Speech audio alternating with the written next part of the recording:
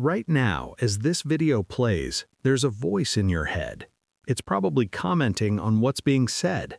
Maybe it's agreeing, disagreeing, or wondering where this is going. That voice, the one that narrates your entire life, that judges every decision, that never seems to shut up. Here's the unsettling question. Is that voice actually you? We live in an age of constant self-improvement. Optimize your morning routine, find your authentic self, manifest your destiny, be present, be mindful, be better. But here's what nobody tells you. The very act of trying to improve yourself reinforces the illusion that you're broken. The philosopher Alan Watts spent his entire life pointing to something radical. The self you think you are doesn't actually exist. And that's not bad news. It's the most liberating thing you'll ever understand. Over the next hour and a half, we're going to dismantle everything you think you know about who you are. We'll explore why you feel separate from the world, why you're constantly anxious about the future, and why trying to control your life is exactly what's making you miserable. But more importantly, we'll discover what you actually are, and it's far more interesting than the small, separate self you've been pretending to be. This isn't just philosophy. This is about why you can't sleep at night, why success never feels like enough. Why are you watching this video right now, looking for something you can't quite name? Fair warning, some of these ideas are going to feel wrong at first. They should. They contradict everything society has taught you. But stay with it, because on the other side of this discomfort, there's something like freedom. Let's begin. Chapter 1. The Ego Illusion Exposed. Let me ask you something. When you say I, what are you actually referring to? Close your eyes for a second. Seriously, try it. Now ask yourself, who is thinking right now? Did you notice what happened? There was a thought. Then there was awareness of the thought. Then there was awareness. You can keep going forever. It's like trying to see your own eyes without a mirror. This is what Alan Watts called the ego illusion. The ego, that sense of being a separate I inside your head looking out at the world, is actually a story. A very convincing story, but a story nonetheless. Here's how it forms. When you were born, you didn't have an ego. You were pure awareness. There was no separation between you and the world. Your mother's face, your own hand, the ceiling above your crib, it was all one undifferentiated experience. But then, language arrived. Your parents pointed at things and said tree, dog, sky. And they pointed at you and said your name. Suddenly, the world got chopped up into separate pieces, and you became one of those pieces. Language is incredibly useful. It lets us communicate, plan, and build civilizations, but it comes with a hidden cost. It creates the illusion that the map is the territory. The word water isn't wet. The word fire doesn't burn. These are symbols, pointers, abstractions. And here's where it gets really interesting. You are not your name. Your name is a sound people make when they want your attention. It's a social convention, like a dollar bill, useful but ultimately made up. But somewhere along the way, you started to believe you are that name. You are that story. You are the voice in your head. And so you spend your entire life defending this fictional character, building its resume, protecting its reputation, improving its image. It's exhausting. Watts had this brilliant way of describing it. He said the ego is like a chronic need to scratch an itch, but the scratching itself creates the itch.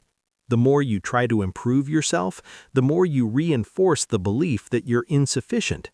The more you try to find yourself, the more lost you become, because the self you're looking for is the one doing the looking.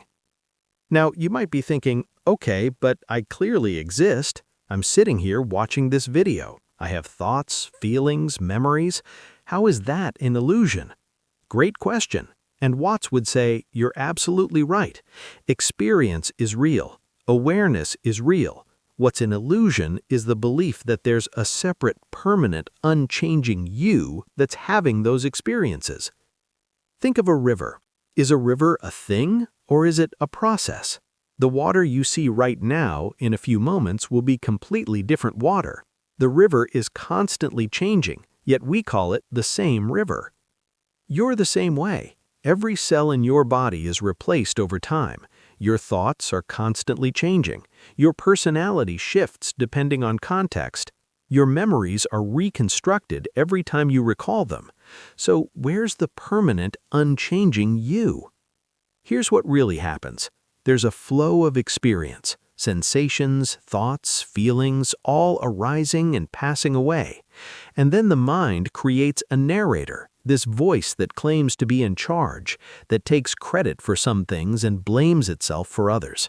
But that narrator is just another thought, another wave in the stream. Now, you might be thinking, this sounds depressing. If there's no real self, then what's the point of anything? But Watts would flip that completely. He'd say this is the most liberating realization possible. Because if the ego is an illusion, then all your problems with the ego are also illusions. Your self-consciousness? Illusion. Your self-doubt? Illusion. Your self-improvement anxiety? Illusion. Not because you're broken, but because the self that seems broken was never real in the first place. So what are you if you're not the ego?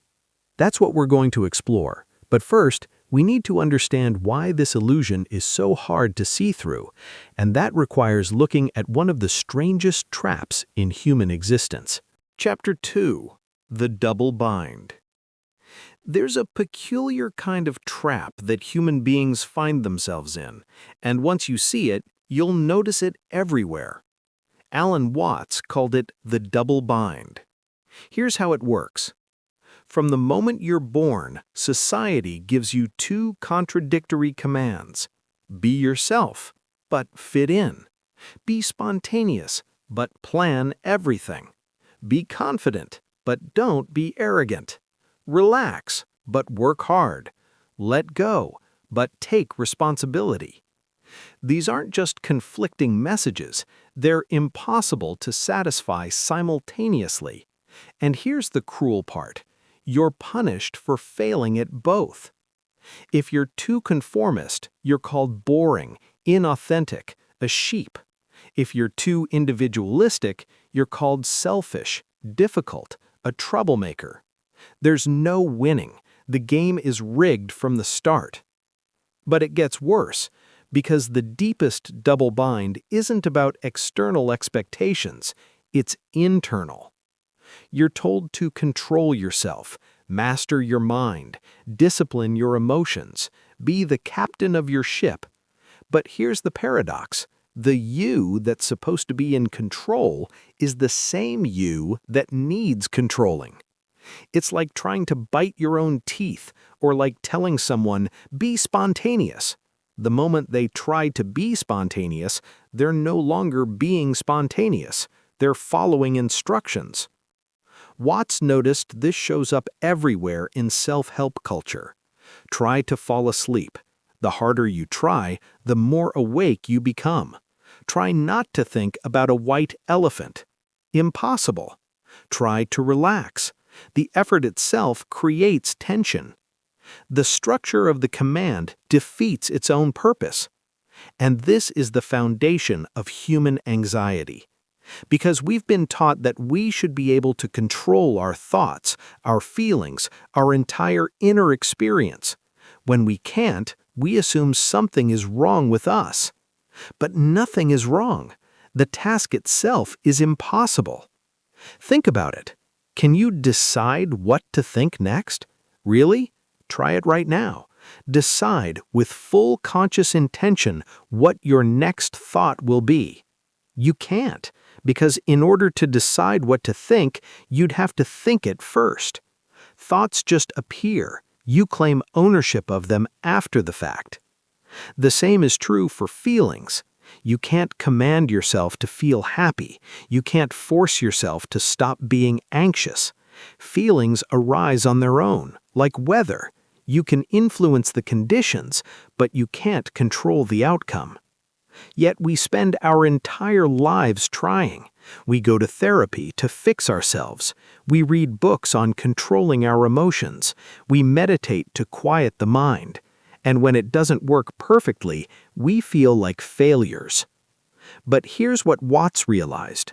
The failure isn't yours. The failure is built into the instruction. You cannot use your mind to control your mind. You cannot use your ego to transcend your ego. You cannot use effort to achieve effortlessness. It's like trying to smooth out water with an iron. The tool is wrong for the job. So what do you do when you're caught in a double bind? When every effort makes things worse? When trying not to try is still trying? Watts found the answer in Eastern philosophy, particularly in Zen Buddhism and Taoism. And the answer is deeply strange to Western ears.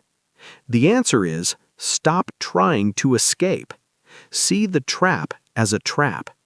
Once you fully recognize that the game is unwinnable, the compulsion to play it dissolves.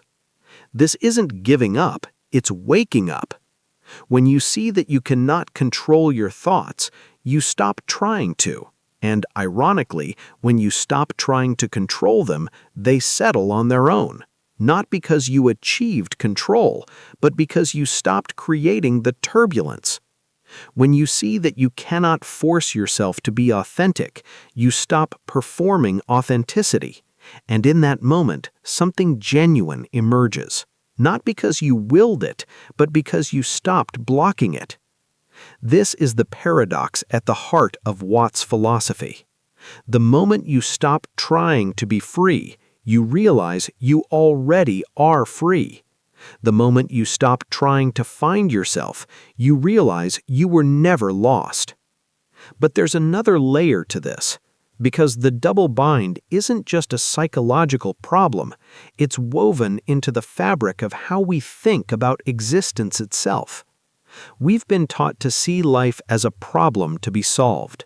Birth is the beginning, death is the end, and everything in between is about achieving, acquiring, becoming. We're always on our way somewhere else, always preparing for a future that never quite arrives. But what if life isn't a problem to be solved? What if it's a reality to be experienced?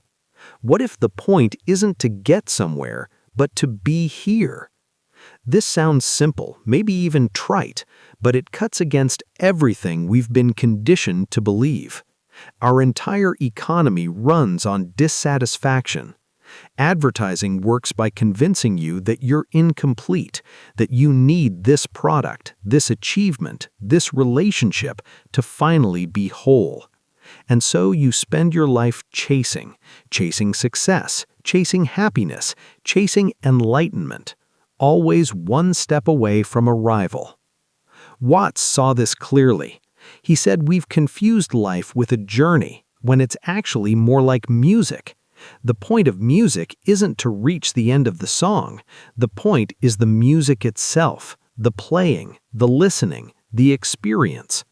You don't listen to a symphony waiting for the final note. That would be absurd. Yet that's exactly how most people live, rushing through the present, waiting for some future moment when life will finally begin. But life is already happening. It's happening right now.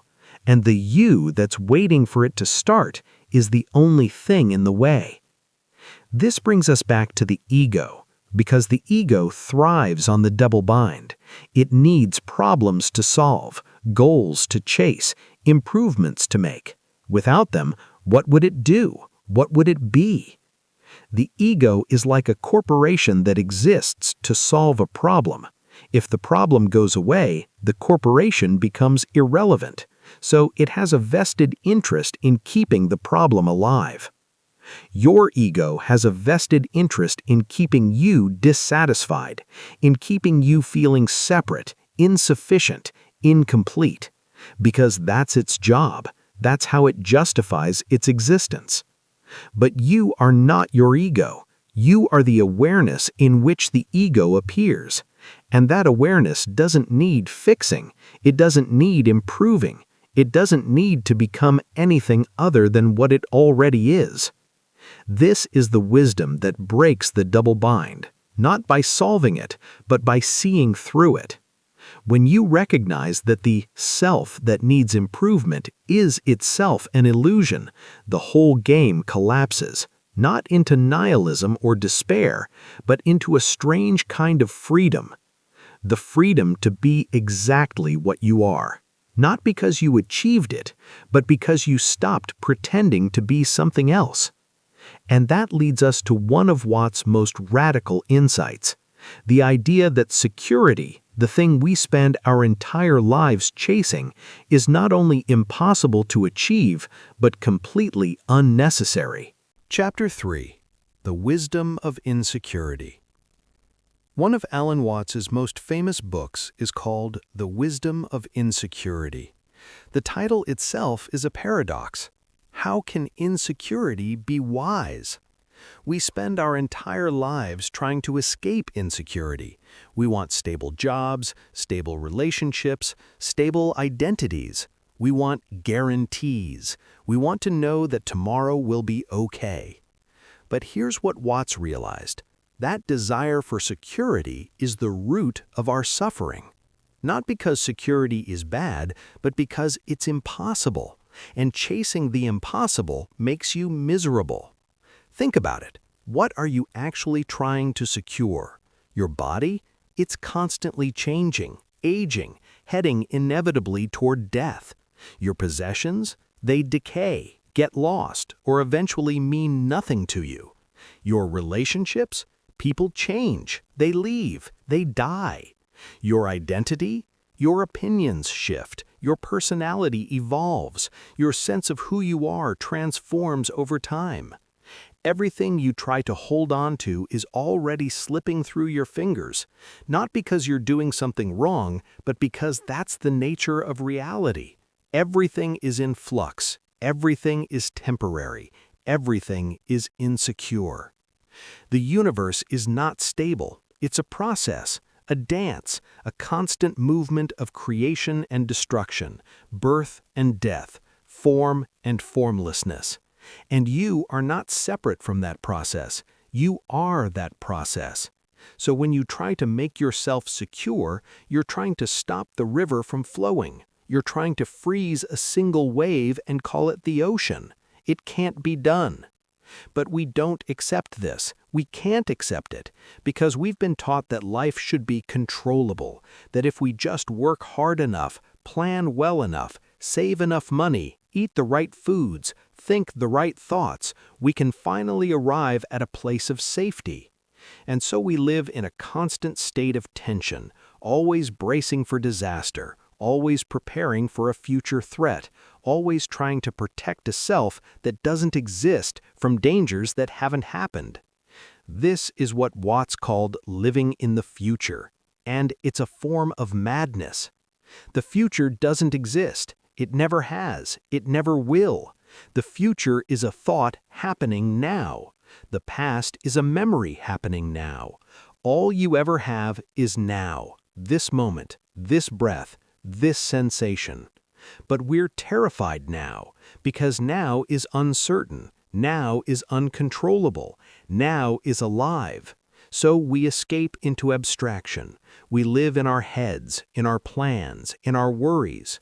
We trade the vividness of immediate experience for the false comfort of mental commentary. And we call this maturity. We call this responsibility. We call this being an adult. But Watts would say we've simply become numb. We've deadened ourselves to life in the name of security. Here's the strange thing. When you actually examine moments of genuine aliveness, genuine joy, genuine presence, they all have one thing in common. You forgot yourself. You forgot to be anxious. You forgot to maintain your image. You forgot the future. You were completely absorbed in what was happening, dancing, laughing, creating, playing, making love, listening to music, watching a sunset. In those moments, there was no self-consciousness, no separation between you and the experience. You weren't having the experience, you were the experience. And in those moments, the question of security never even arose, because when you're fully present, there's nothing to secure. There's just this, and this is enough. But then the moment passes, and the mind comes rushing back in with its questions. How do I get more of that? How do I make it last? What if I lose it? And just like that, you're back in the trap, back in the future, back in insecurity. Watts saw this pattern everywhere. People have peak experiences, moments of genuine awakening, glimpses of what he called the eternal now. And then they immediately try to capture it, bottle it, turn it into a method or a practice or a philosophy. But the experience itself was about letting go, and trying to possess it is the very thing that destroys it. This is the wisdom of insecurity. Life cannot be grasped. The moment you try to hold it, it becomes dead, like trying to trap wind in a jar. You can close the lid, but what you've captured isn't wind anymore. It's just stale air. So what's the alternative? If you can't make life secure, what do? You learn to dance with uncertainty. You learn to be comfortable with not knowing. You learn to embrace the flow rather than resist it. This doesn't mean being reckless. It doesn't mean abandoning all planning or foresight. It means recognizing that planning is something you do now for now, not a guarantee about the future. You can prepare for tomorrow while fully accepting that tomorrow might never come. You can work toward goals while understanding that the real value is in the work itself, not some imagined endpoint. You can care deeply about things while simultaneously holding them lightly. This is what Watts meant by living in the eternal present, not as a philosophical concept, but as a lived reality. The eternal present doesn't mean ignoring the past or future. It means recognizing that both past and future are mental constructs appearing in the present moment. You can think about tomorrow, you just don't have to believe you're actually in tomorrow while you're thinking about it. And here's the beautiful paradox. When you stop demanding that life be secure, you actually become more capable, more resilient, more alive. Because you're no longer wasting energy on an impossible task. You're no longer defending a fortress that was never under attack. You're free to respond to life as it actually is, rather than as you wish it would be. Insecurity, Watts realized, is another word for freedom. When nothing is nailed down, everything is possible. When you're not clinging to a fixed identity, you can adapt, flow, become. Children understand this instinctively. They don't agonize over permanence. They build sandcastles knowing the tide will wash them away. They play make-believe without needing the story to be real. And then we teach them to grow up, to be serious, to secure their future. And in the process, we teach them to stop living. But it doesn't have to be that way. Because underneath the conditioning, underneath the anxiety, underneath the desperate grasping for control, there's a deeper knowing. The knowing that you've always been insecure. Every moment of your life has been uncertain, and somehow you're still here. Somehow life has kept happening. Not because you controlled it, but because you are it. You are the universe experiencing itself. And the universe doesn't need security. It is what's happening. It's happening itself. When you see this, really see it, the obsession with security starts to look absurd, like a wave trying to make itself permanent, or a note trying to hold on to itself instead of dissolving into the music. And in that recognition, there's a strange kind of peace. Not the peace of having everything figured out, not the peace of guaranteed outcomes, but the peace of being fully alive in a universe that was never meant to be safe. The peace of dancing in the fire instead of trying to put it out.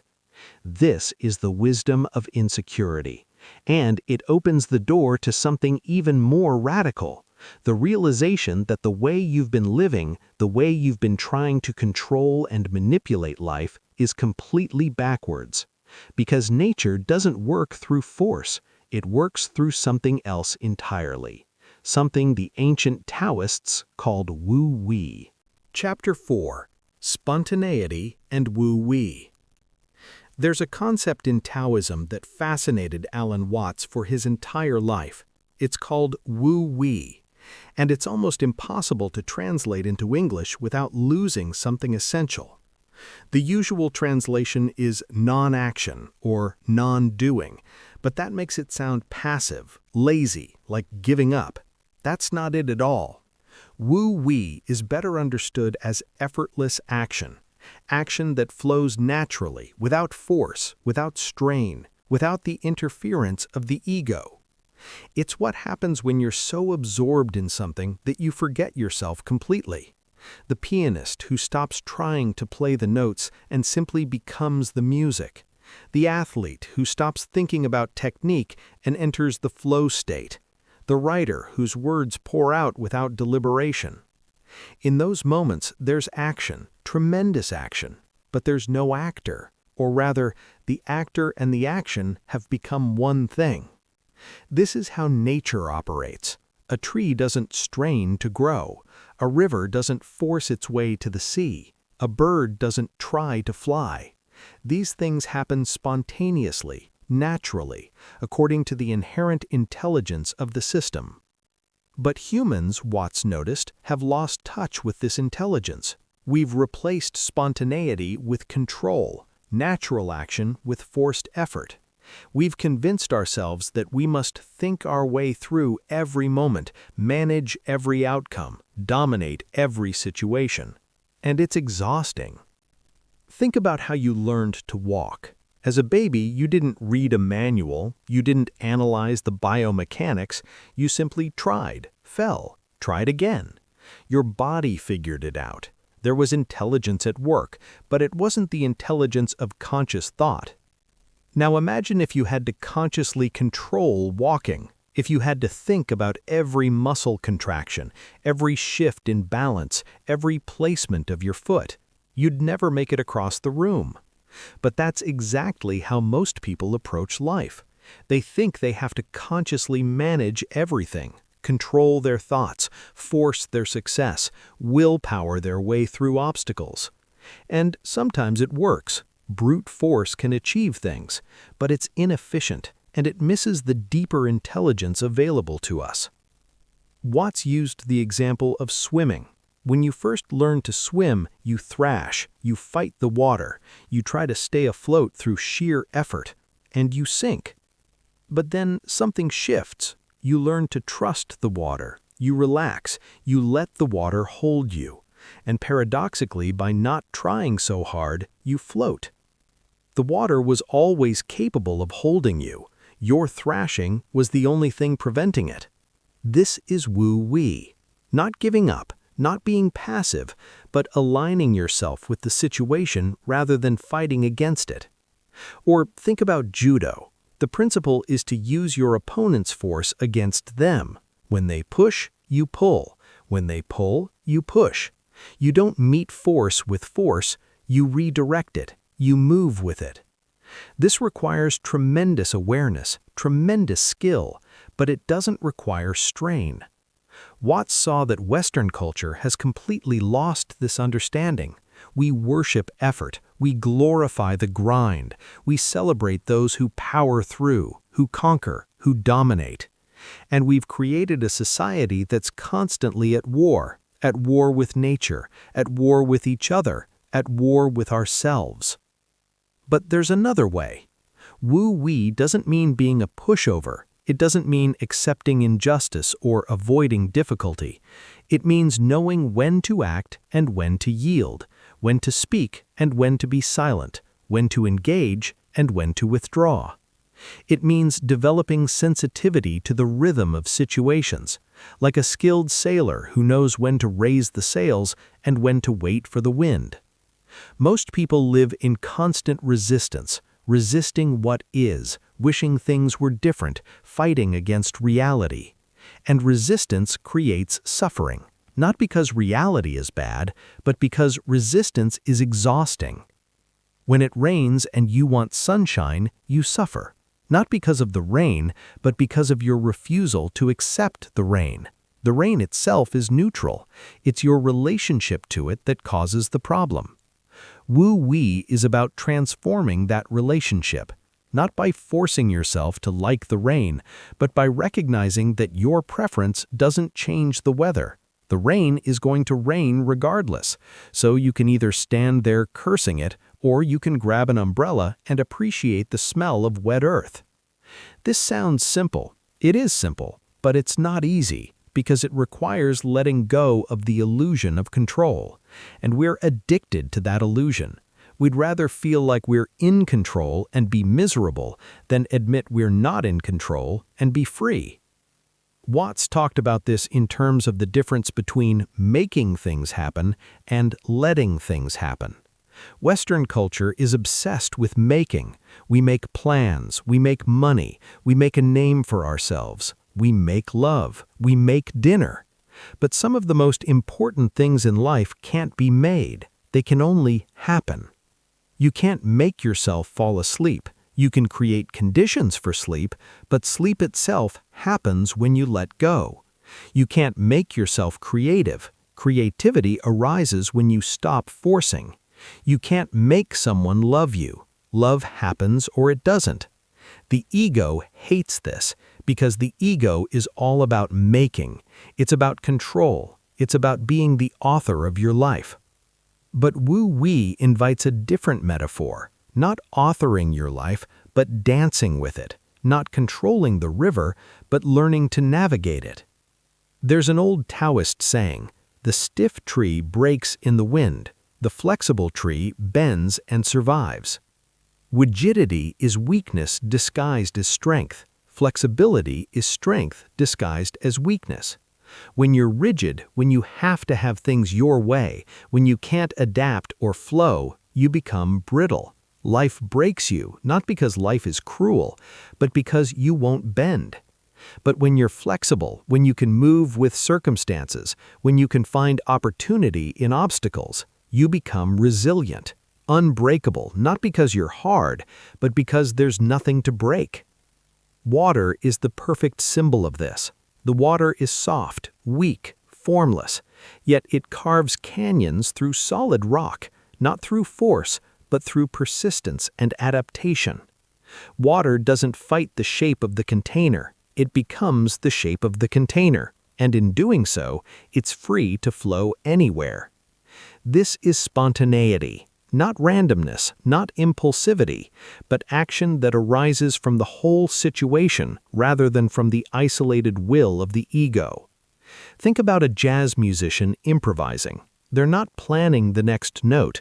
They're not thinking 3 bars ahead. They're listening, responding, playing what the music calls for in that moment. And the result is often better than anything they could have consciously designed, because they're tapping into something larger than their individual mind. They're letting the music play itself through them. This is what Watts meant by getting out of your own way. Most of the time, the ego is an interference pattern. It's static on the line. It's the voice in your head talking over the music of life. And when you learn to quiet that voice, not by force, but by recognition, something else emerges, a natural intelligence, an effortless responsiveness. You stop overthinking and start acting from intuition. You stop planning every word and start speaking from authenticity. You stop performing and start being. And paradoxically, this makes you more effective, not less.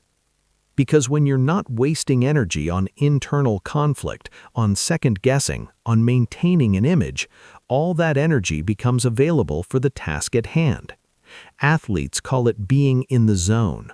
Artists call it flow. Mystics call it spontaneity. Watts called it woo-wee, and he saw it as the natural state of being that we've covered over with layers of unnecessary effort. The good news is you don't have to achieve woo-wee, you just have to stop blocking it. You don't have to become spontaneous, you have to stop trying to control everything. You don't have to find your natural intelligence, you have to stop ignoring it. But there's a problem, a deep cultural problem, because society doesn't want you to be spontaneous. Society doesn't trust woo-wee. Society has invested heavily in making you believe that you need constant monitoring, constant improvement, constant control. And this brings us to one of Watt's most provocative ideas, the idea that there's a fundamental taboo in our culture, a taboo so deep, so pervasive, that most people never even recognize it. It's the taboo against knowing who you really are. Chapter 5. The Taboo Against Knowing Who You Are. There's a game being played, a game so subtle, so deeply embedded in the fabric of society that almost no one recognizes they're playing it. Alan Watts called it the taboo against knowing who you are. Here's how the game works. From the moment you're born, you're taught that you're a separate individual, a skin-encapsulated ego, a little island of consciousness trapped inside a body, looking out at a foreign universe. You're taught that you came into this world, that you're a stranger here, that nature is something outside you, something to be feared, controlled, or conquered. And most importantly, you're taught that your job is to improve this separate self, to make it successful, to make it good, to make it worthy. But here's the taboo. You're never supposed to ask what this self actually is. You're never supposed to look too closely at who's doing all this improving. Because if you did, you'd discover something shocking, something that would undermine the entire structure of society as we know it. You'd discover that the separate self is a fiction, and that what you actually are is the entire universe experiencing itself from a particular point of view. Now, most societies can't function if people realize this, so there's enormous pressure, both subtle and overt, to keep people from discovering their true nature. Religion does it by telling you you're a sinner, you're fallen, you're separate from God, and you need to spend your life earning your way back. Psychology does it by telling you you're neurotic, you're damaged, you're full of unconscious conflicts, and you need years of therapy to become whole. Capitalism does it by telling you you're incomplete, you need this product, this achievement, this status symbol, and then you'll finally be enough. All of these systems depend on you believing you're insufficient, because if you realized you're already complete, already whole, already the totality of existence, the entire game would collapse. You'd stop trying to earn God's love, because you'd realize you are the divine playing hide-and-seek with itself. You'd stop trying to fix yourself, because you'd see there's nothing broken. You'd stop trying to acquire things, because you'd recognize you already have everything. You are everything. And that would be catastrophic for the systems that depend on your sense of lack. So the taboo is enforced, not through explicit prohibition, but through silence, through distraction, through keeping people so busy, so anxious, so focused on survival and status that they never have time to ask the fundamental question, who am I really? Watts noticed this especially in Western religion. In many Eastern traditions, the goal is explicitly to realize your identity with the Absolute, to wake up to your true nature as consciousness itself. But in Western religion, this is called blasphemy, the ultimate sin. How dare you claim to be one with God? How dare you suggest you're anything more than a lowly creature? Even in secular society, if you go around saying, I am the universe, people think you're insane, megalomaniacal, having delusions of grandeur. But Watts would flip this completely. He'd say the real delusion is thinking you're separate. The real insanity is believing you're just a tiny fragment of consciousness trapped in meat, isolated from everything else. Because when you look at it clearly, that belief makes no sense. Where do you end and the environment begins? You breathe air, the air becomes you. You eat food, the food becomes you. You drink water, the water becomes you. You're not in the environment, you're a process of the environment, like a wave is a process of the ocean. And it goes deeper than that. Every atom in your body was forged in the heart of a star. You are literally made of stardust. You're not separate from the cosmos, you're what the cosmos is doing right here, right now. But admitting this is dangerous, not because it's false, but because it's true. And the truth is revolutionary. If you really knew you were the universe, you couldn't be controlled. You couldn't be made to feel guilty.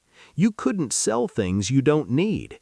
You couldn't be convinced that you're not enough. You'd be free, genuinely free. Not free to do whatever you want, but free from the illusion that you're a separate entity that needs defending. And that kind of freedom terrifies institutions, because institutions require conformity. They require people to believe in the game, to take it seriously, to play their assigned role. Watts saw this in how society treats mystical experiences. When someone has a genuine awakening, a direct recognition of their unity with all existence, they're often pathologized.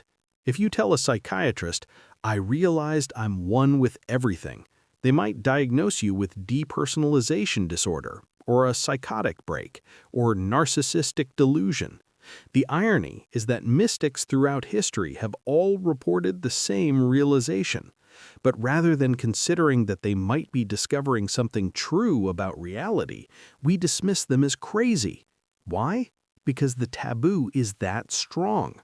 Society needs you to believe you're separate. It makes you feel inadequate. It needs you to keep striving, competing, consuming. That's how the machine runs. But the taboo isn't just external, it's internalized. Most people enforce it on themselves. They're terrified of really looking at who they are, terrified of meditation, terrified of silence, terrified of psychedelics, terrified of anything that might dissolve the familiar sense of self. Because that self, even though it's the source of all their suffering, is all they know. It's their identity, their story, the character they've been playing their entire life. And what would happen if that character disappeared? Who would they be?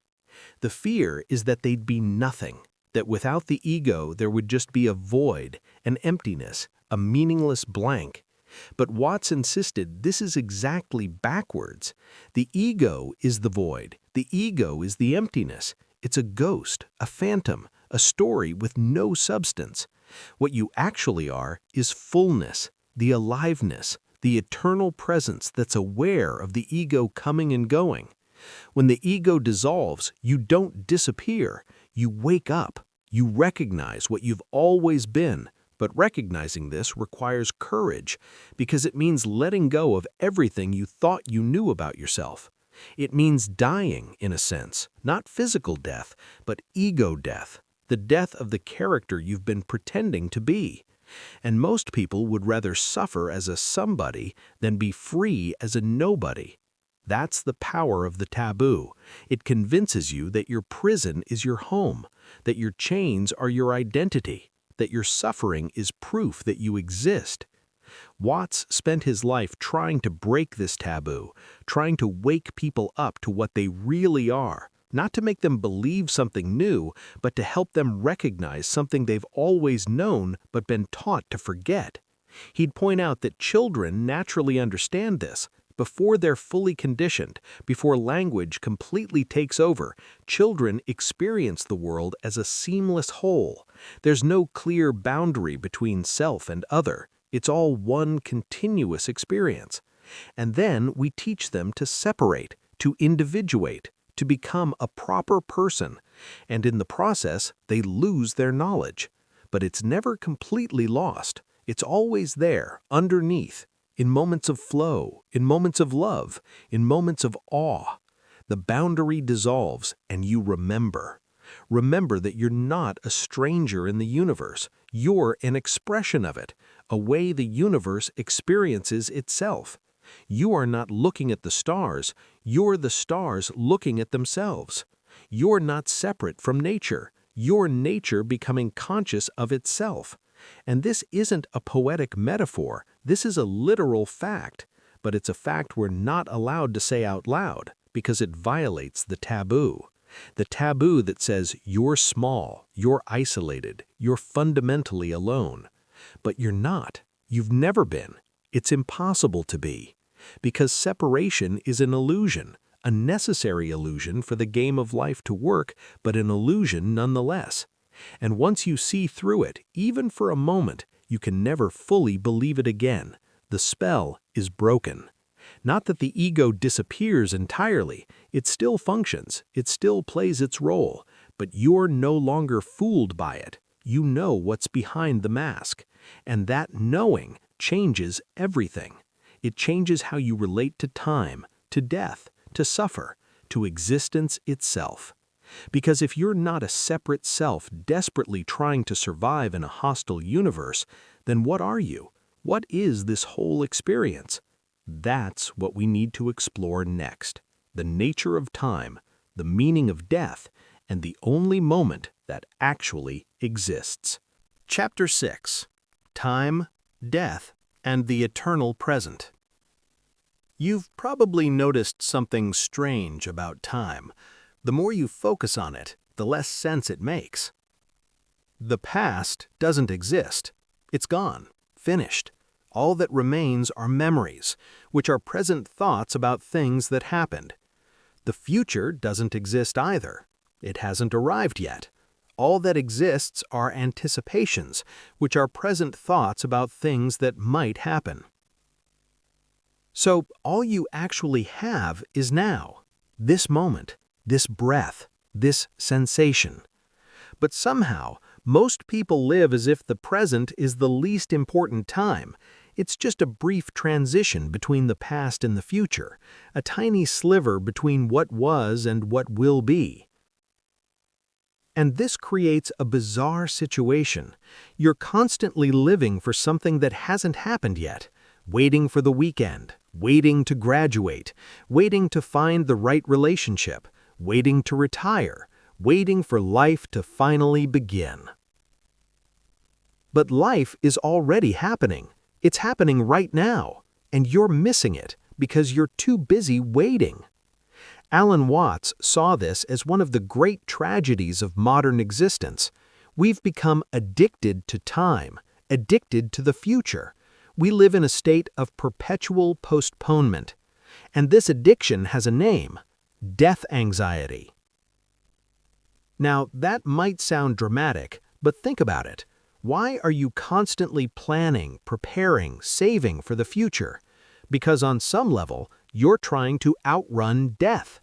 You're trying to secure yourself against the inevitable, trying to build a fortress of achievements and possessions that will somehow make you permanent. But it doesn't work. It can't work, because death isn't a problem to be solved, it's a fact to be accepted.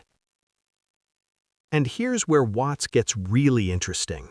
He suggests that our fear of death is actually a misunderstanding of what death is. We think death is the opposite of life, the end of existence, the termination of consciousness, and so we resist it, we fear it. We spend enormous amounts of energy trying to avoid thinking about it. But what if death isn't the opposite of life? What if it's the opposite of birth? Life isn't something that starts at birth and ends at death. Life is the whole process. Birth and death are both movements within life, like breathing in and breathing out. You don't say that exhaling is the opposite of breathing. It's part of breathing. In the same way, death is part of living. And if you look at it from a larger perspective, birth and death happen constantly. Every moment, cells in your body are dying. Every moment, new cells are being born. You're already dying. You've been dying since the moment you were born. But you're also being born constantly, renewed, regenerated. You're not the same person you were 10 years ago, not even the same person you were yesterday. So what is it that dies? Only the form, the particular arrangement of patterns that you've been identifying as you. But the energy that animated that form doesn't disappear. It transforms. It returns to the larger pattern. Watts used the metaphor of waves and the ocean. A wave rises, peaks, and subsides back into the ocean. Has the wave died, or has it simply returned to its source? When you identify yourself as the wave, death is terrifying. The wave doesn't want to disappear. It wants to stay a wave forever. But when you recognize yourself as the ocean, death becomes meaningless. The ocean doesn't die when a wave subsides. It just makes another wave. And you're not the wave. You're the ocean. Now, the ego hates this, because the ego is invested in being a permanent, separate entity. It wants to survive. It wants immortality. But immortality as a separate self would actually be a nightmare. Imagine being locked into one fixed identity forever, never changing, never growing, never dissolving back into the mystery. It would be like being frozen, a living death. Real life requires death. It requires letting go, releasing, dissolving, so that new forms can emerge. This is what Watts meant by the eternal present. Not that time stops, not that you live forever, but that the only eternity you'll ever experience is now. Because now never ends. The present moment doesn't come and go, it's always here. What comes and goes are the contents of the present moment, the thoughts, sensations, experiences. But the present itself, the nowness, is constant. You've never experienced anything outside of now. You never will. All your memories of the past happened in the now. All your experiences of the future will happen in the now. Now is all there is. But we don't live that way. We treat now as a means to an end. We endure the present for the sake of some imagined future. We eat food we don't enjoy because we're trying to lose weight. We work jobs we hate because we're saving for retirement. We have conversations we don't care about because we're networking. We're constantly using the present as a tool to get somewhere else. And in the process, we're missing the only time that's real. Watts pointed out that this is insane. It's like someone climbing a mountain who's so focused on reaching the summit that they don't notice the view along the way. And then when they reach the top, they immediately start planning the next mountain. They never actually arrive, because arrival isn't a place. It's a recognition that you're already here. And you are already here. You've always been here. There's nowhere else to be. But the mind doesn't want to accept this. The mind is a time-creating machine. It's constantly comparing past and future, analyzing what was and what might be. And there's nothing wrong with that. Memory and anticipation are useful. They help you navigate the world. The problem is when you mistake the mental representation of time for reality itself. When you believe more in your thoughts about the past and future than in the present experience. That's when you become, in Watts' words, a ghost in your own life. You're there, but you're not there. You're physically present, but mentally absent, living in a simulation of time rather than in the reality of now. And the tragedy is that now is where everything actually happens. Love happens now. Joy happens now. Peace happens now. Even pain and difficulty happen now. But when you're lost in time, you miss it all. You're so busy rehearsing the past or planning the future that the present slips by unnoticed. And then you wonder why life feels empty, why success doesn't satisfy, why you can never quite arrive at the happiness you're chasing. It's because you're looking in the wrong place. You're looking in time, but happiness isn't in time. It's in my presence. This is why meditation practices often focus on the breath, not because breathing is sacred, but because breathing only happens now. You can't breathe in the past. You can't breathe in the future.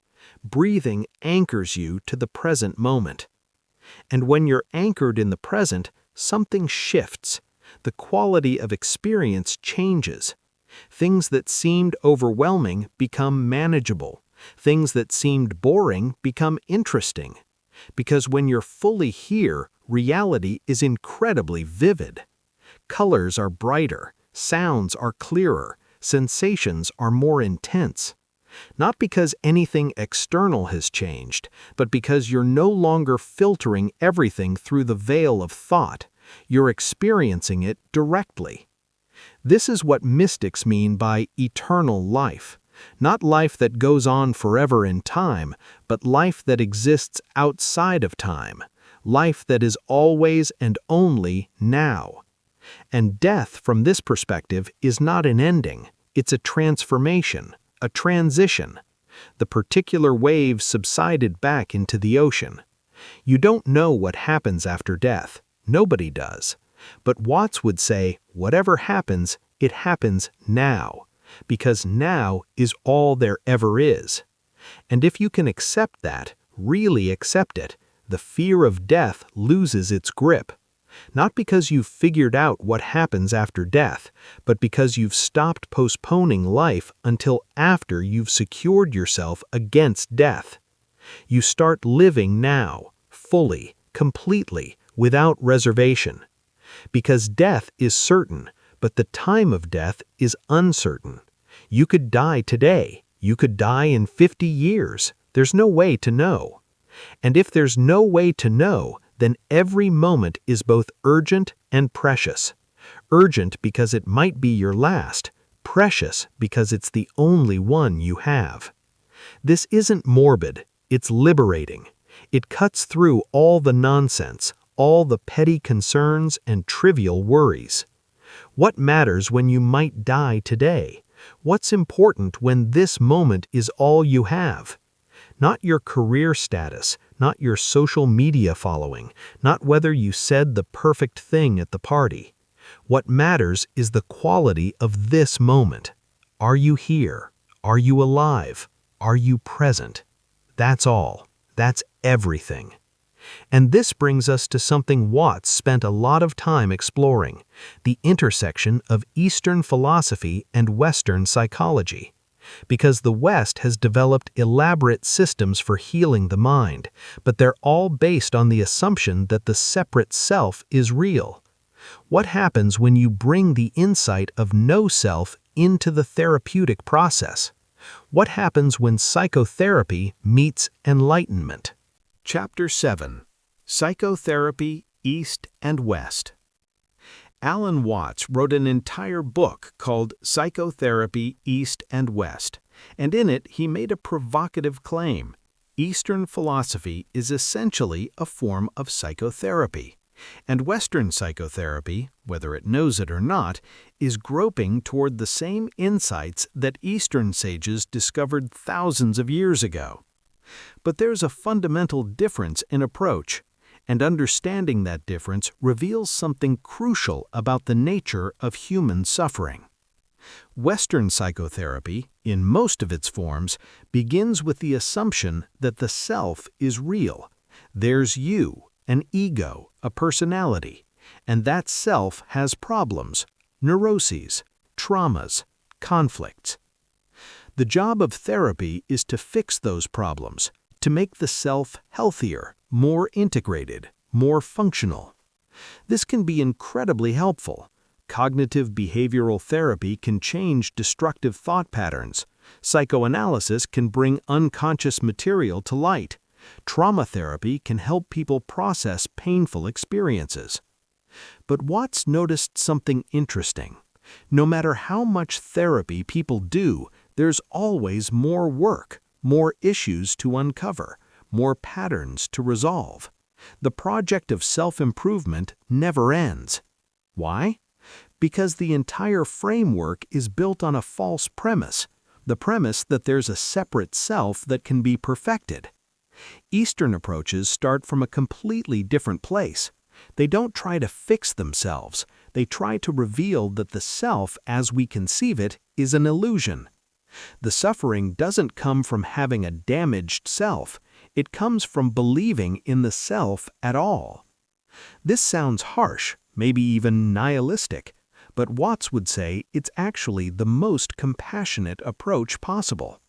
Because if you're trying to fix yourself, you're stuck in an endless loop. Every solution creates new problems. Every answer generates new questions. You're like a dog chasing its own tail. But if you see through the illusion of the separate self, the whole structure of neurosis collapses. Not because you've solved your problems, but because you've seen that the you who has problems is itself the problem. Now, this doesn't mean Eastern approaches ignore psychological suffering. They take it very seriously, but they understand it differently. In the West, we tend to see anxiety, depression, and neuroses as malfunctions. Something has gone wrong with the machinery of the mind. The goal is to get back to normal functioning. In the East, these experiences are seen as symptoms of a deeper ignorance, the ignorance of your true nature. You suffer because you believe you're a separate, isolated self in a hostile universe. That belief is the disease. Everything else is just symptoms. And the cure isn't therapy in the Western sense. It's awakening, seeing through the illusion. Watts was particularly interested in Zen Buddhism's approach to this. In Zen, there's no gradual path to enlightenment, no slow accumulation of insights. Instead, there's a sudden recognition, a shift in perspective that happens in an instant. It's like those optical illusions where you're looking at random shapes and suddenly you see the hidden image. Once you see it, you can't unsee it.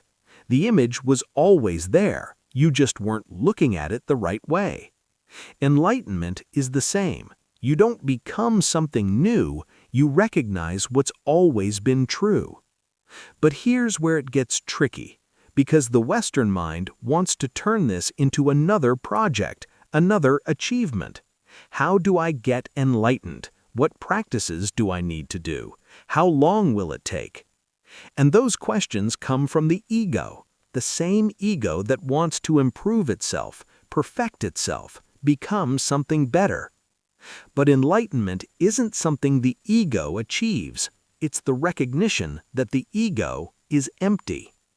So there's a paradox. You can't try to be enlightened. The trying itself is the obstacle. But you also can't just passively wait for it to happen. That's spiritual laziness. Zen solves this paradox through what seems like madness. Koans, paradoxical questions that can't be answered logically. What is the sound of one hand clapping? What was your original face before your parents were born? These aren't riddles to be solved intellectually. They're designed to exhaust the thinking mind, to push it to the point where it gives up. And in that moment of surrender, insight can arise. Watts saw Western psychotherapy moving in this direction, even if unconsciously. Existential therapy, for example, deals with questions of meaning, death, and freedom. Humanistic psychology emphasizes self-actualization and authenticity. These approaches are getting closer to Eastern insights, but they still maintain the framework of a separate self that needs help. What would happen if Western therapy fully embraced the idea of no self? Actually, we're starting to see it. Acceptance and commitment therapy encourages people to observe their thoughts rather than identify with them. Mindfulness-based therapies teach meditation techniques borrowed directly from Buddhism. Even traditional psychoanalysis, in its emphasis on the unconscious, hints at the idea that the conscious ego isn't in control. But there's still resistance, because fully accepting no self threatens the entire profession. If there's no self to heal, what's the therapist's job? Watts would say the job becomes liberation rather than adjustment, awakening rather than coping. not helping people function better in society, but helping them see through the game entirely. And this is dangerous from society's perspective, because a truly awakened person can't be manipulated. They can't be made to feel inadequate. They can't be controlled through guilt or fear. They might still participate in society. They might still have jobs and relationships and responsibilities, but they're not identified with any of it. They're playing the game without being fooled by it. This is what Watts called the philosophy of psychotherapy. Real therapy isn't about adjusting to the world, it's about waking up from the trance of separateness. And different traditions have different methods for this. Zen uses meditation and koans. Taoism uses spontaneity and naturalness. Hindu Vedanta uses inquiry into the nature of the self. Western psychedelics, which we'll discuss later, can catalyze the same insights. But all of them are pointing to the same recognition. The self you think you are is a construct, a useful fiction, but a fiction nonetheless. And when that's seen clearly, psychological suffering doesn't disappear entirely. You still feel pain, you still experience sadness, fear, anger, but you're not enslaved by them.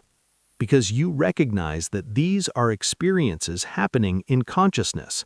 They're not happening to a separate you, they're just part of the flow. It's like watching a movie. You can still be moved by it. You can cry at the sad parts, laugh at the funny parts, but you know it's a movie. You're not going to run up to the screen and try to help the characters. In the same way, you can experience life fully without being destroyed by it, because you know the character you're playing isn't ultimately who you are.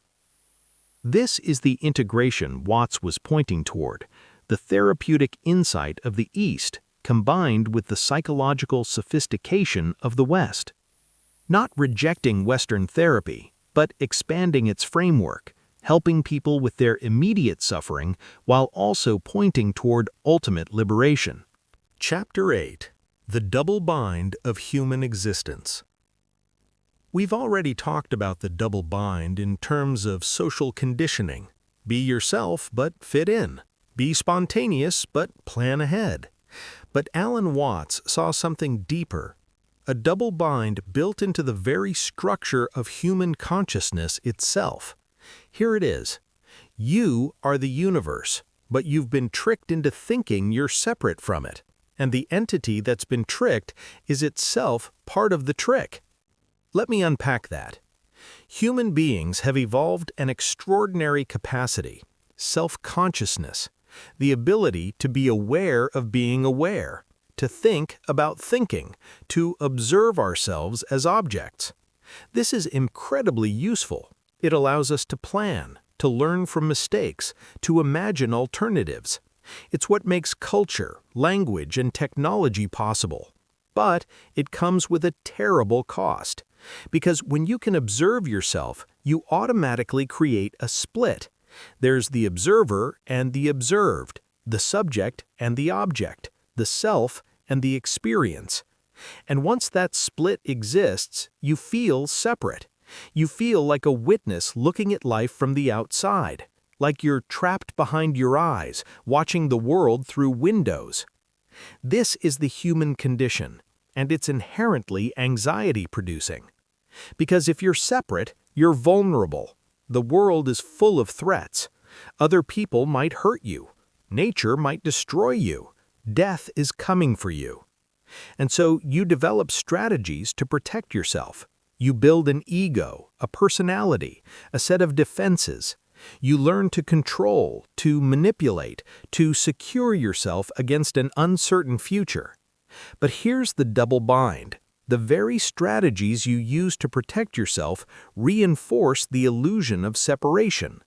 The more you defend yourself, the more real it seems. The more real it seems, the more threatened you feel.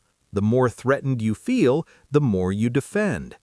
It's a closed loop, a self-reinforcing trap. And you can't escape it by trying, because the you that's trying to escape is itself part of the trap.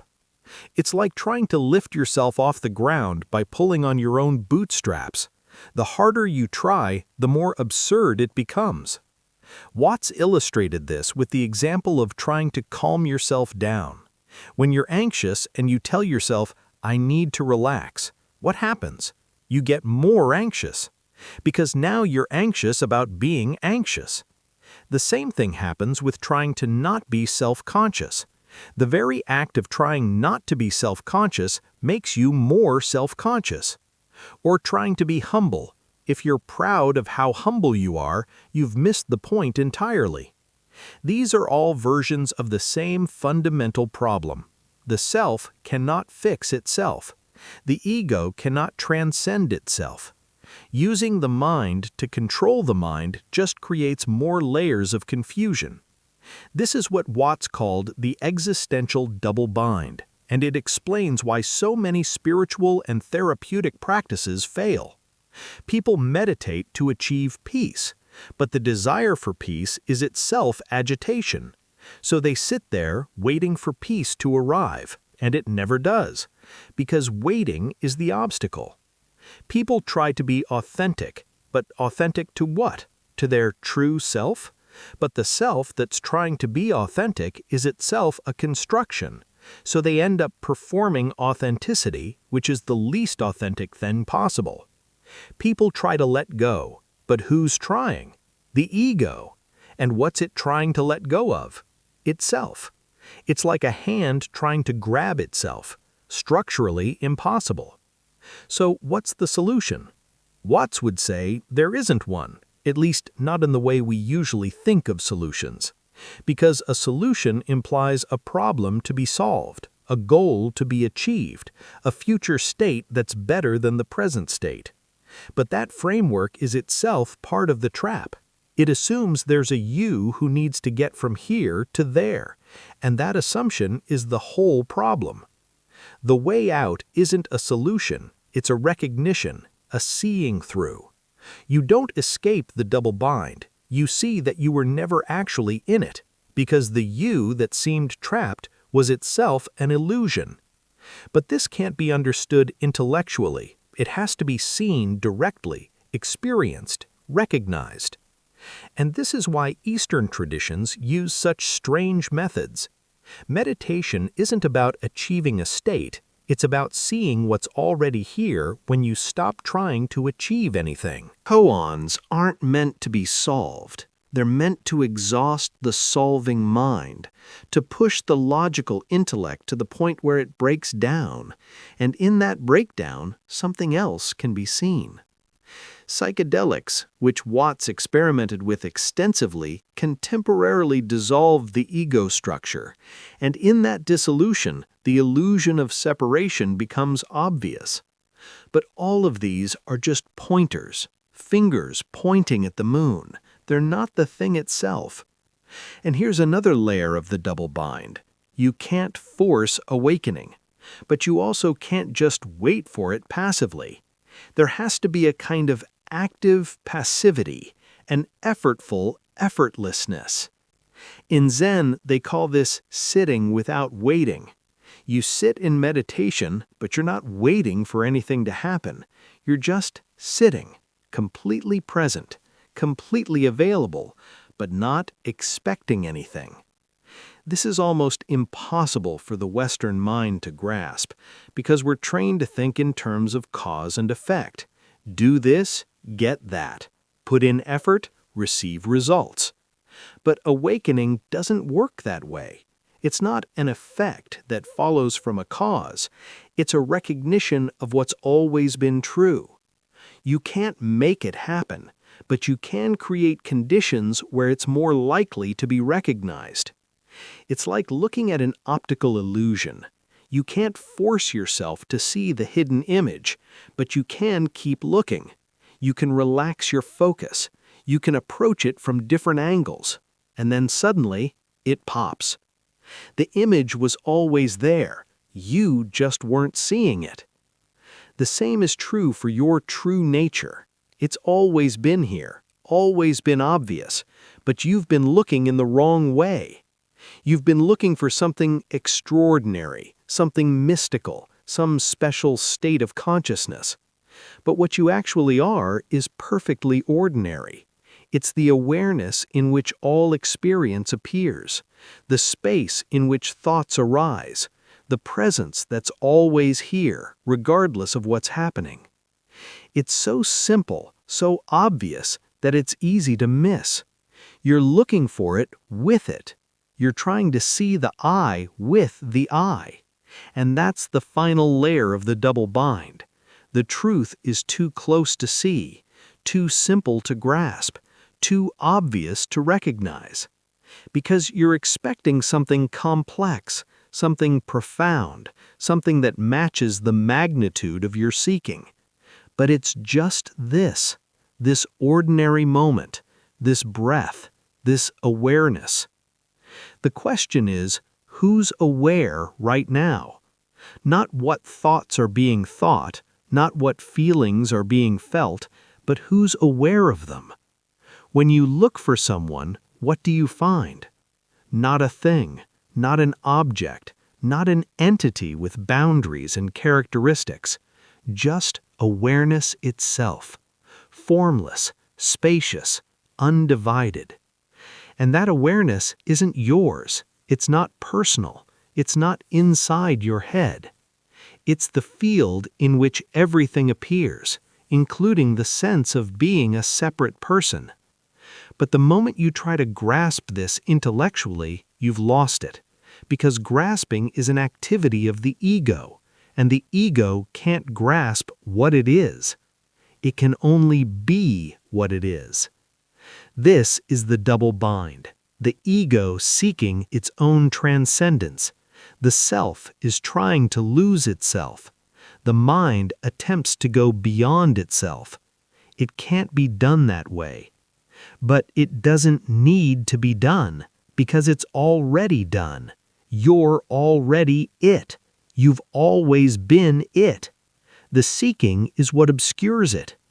And yet, seeking is also necessary, because without the struggle, you wouldn't appreciate the release. It's like the universe is playing a game with itself, hiding from itself, seeking itself, finding itself, and then hiding again.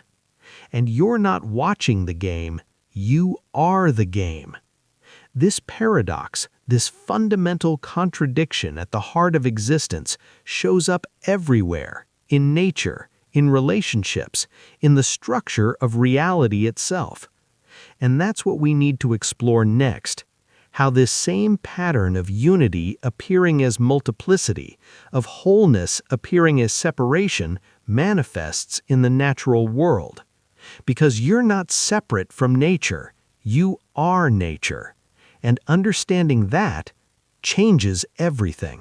Chapter 9: Nature, Ecology, and Interconnectedness. There's a fundamental delusion at the heart of modern civilization, and Alan Watts saw it clearly. It's the belief that human beings are separate from nature. We talk about the environment as if it's something outside us, something surrounding us. We say we need to save the planet as if we're not part of it. But this is completely backwards. You're not in the environment, you are the environment. You're not separate from nature. You are nature becoming conscious of itself. This isn't poetry, it's a literal fact. Think about what you're made of. Your body is composed of elements forged in the cores of dying stars. The calcium in your bones, the iron in your blood, the oxygen you breathe, all of it came from the cosmos.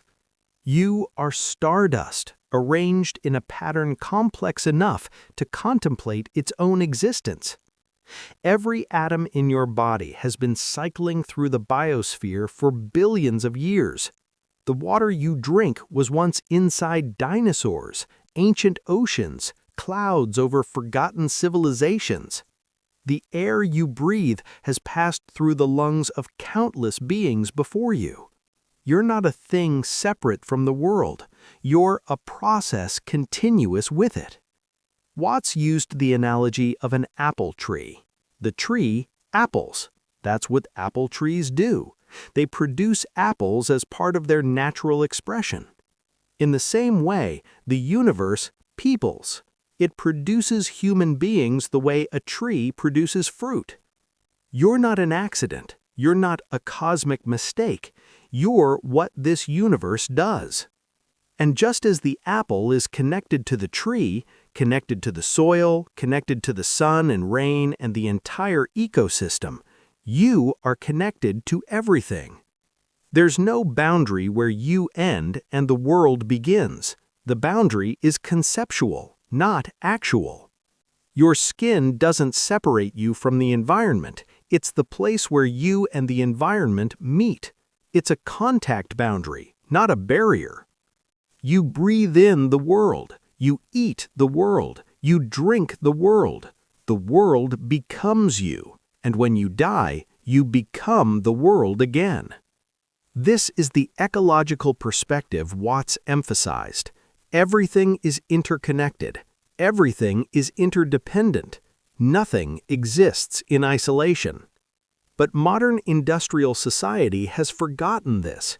We've created an economic system based on the illusion of separation. We extract resources as if they're separate from us. We dump waste as if there's an away to throw things. But there is no away. Everything is here. Everything is connected.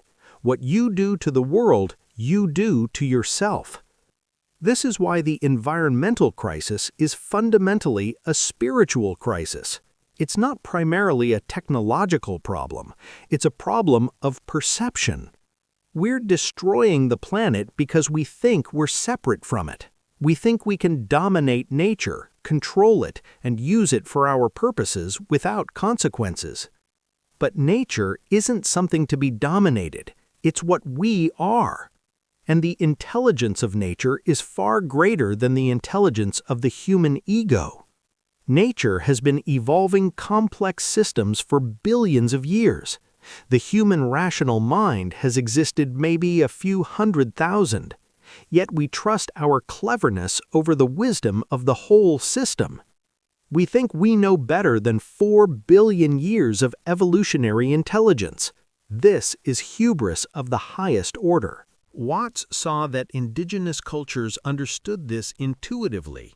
They didn't see themselves as separate from nature. They saw themselves as participants in a living system, part of the web, not above it.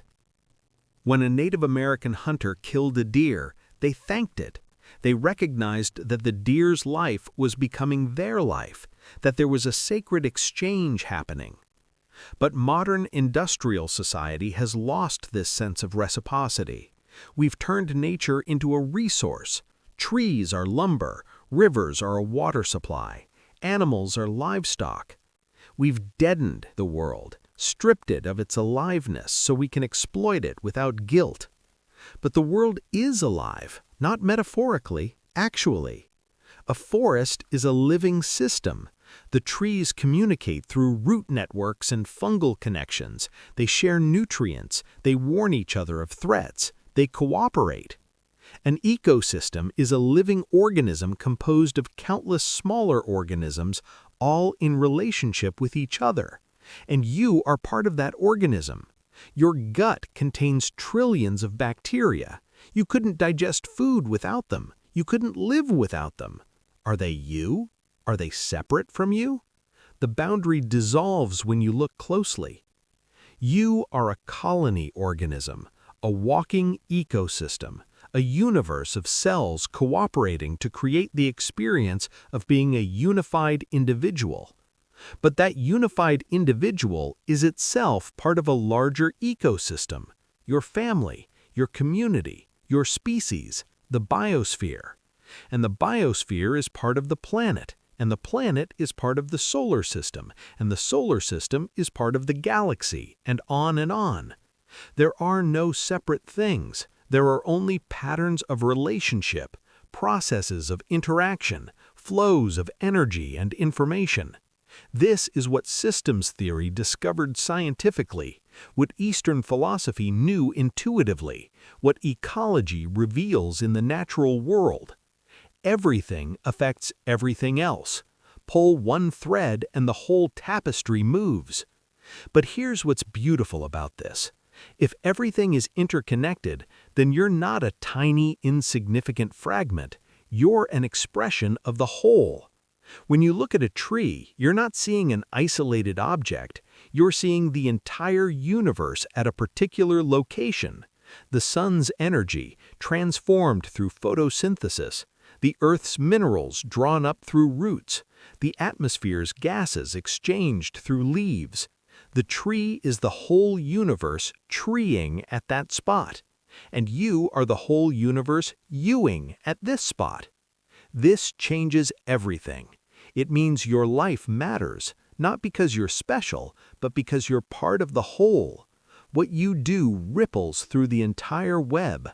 Every action has consequences. Every choice affects the system.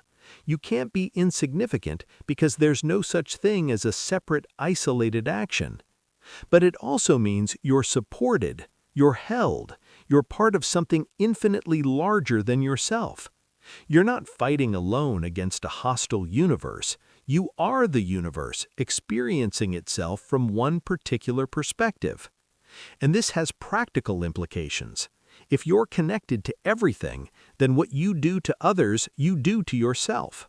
What you do to nature, you do to your own body. This isn't morality imposed from outside. It's recognition of how things actually are. When you pollute a river, you're polluting your own water supply.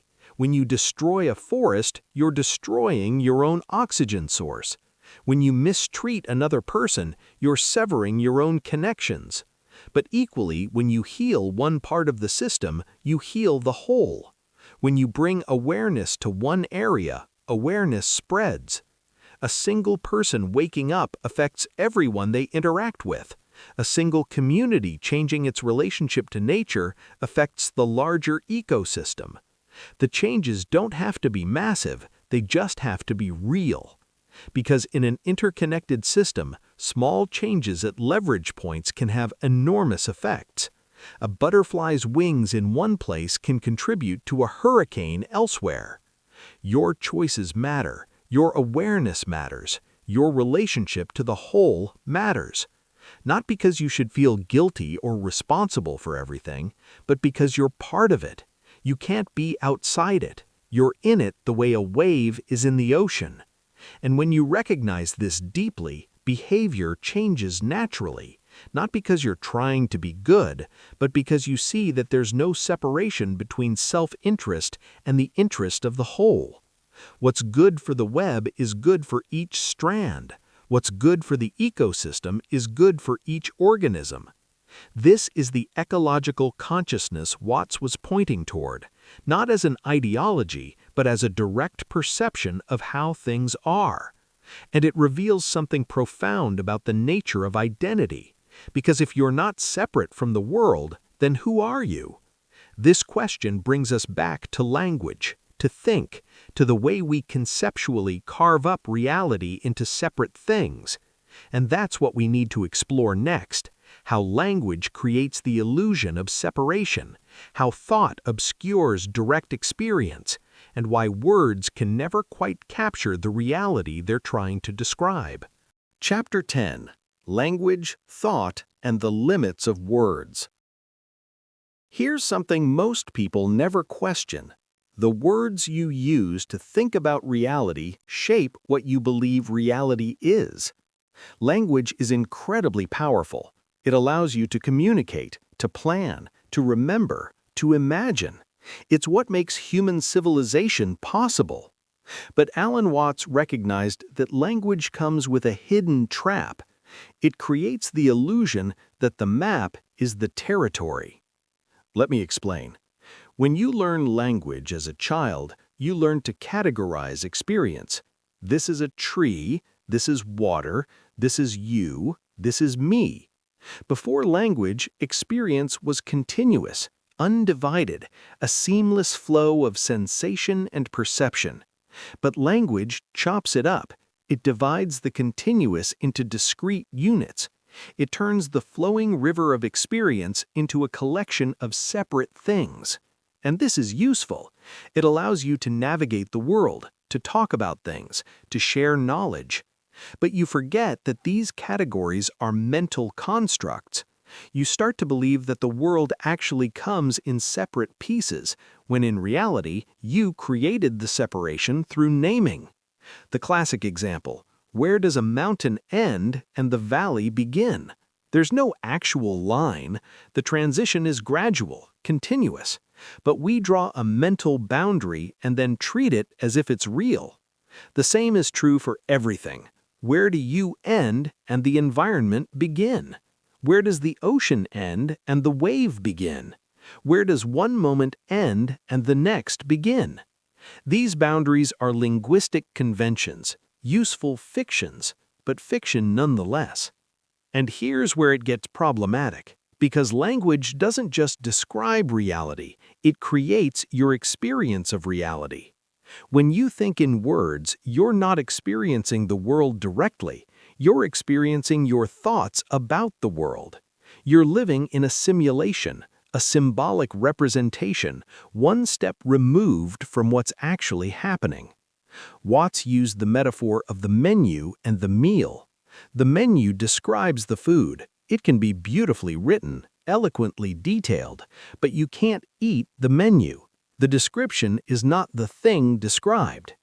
In the same way, the word water isn't wet, the word fire doesn't burn, the word love isn't the feeling of love. These are symbols, pointers, abstractions. But most people live almost entirely in the world of symbols. They experience the menu, not the meal. They think about life instead of living it. They rehearse conversations instead of having them. They worry about future events instead of dealing with present reality. And all of this happens through language, through the constant internal monologue, the voice in your head that narrates everything. That voice isn't you, it's a linguistic process, a thought stream. But because it's expressed in the first person, you identify with it. You think it's who you are. But before you learned language, you existed. You were aware. You experienced the world. There was consciousness without the narrating voice. And that consciousness is still here, underneath the words, beneath the thoughts, prior to language. But you've been hypnotized by words. You've forgotten how to experience directly. Watts pointed out that this creates a fundamental problem in philosophy and spirituality because people try to understand ultimate reality through concepts, through language, through thought. But ultimate reality can't be conceptualized. It can only be experienced. It's like trying to describe the taste of chocolate to someone who's never tasted it. You can use all the words you want, sweet, bitter, rich, smooth, but none of those words convey the actual taste. The only way to know chocolate is to taste it. In the same way, the only way to know your true nature is to experience it directly. No amount of description will do it. This is why Zen masters often respond to profound questions with silence, or with seemingly nonsensical answers, or with a slap. They're not being cryptic, they're pointing to the fact that the answer can't be spoken, it has to be seen directly. Words can point the way, but they can't take you there. And yet, paradoxically, we need words. We're using words right now. This entire exploration is linguistic. So there's a delicate dance, using language to point beyond language, using thought to reveal the limitations of thought. Watts was a master of this. He could use words beautifully, eloquently, to dissolve the very framework that words create.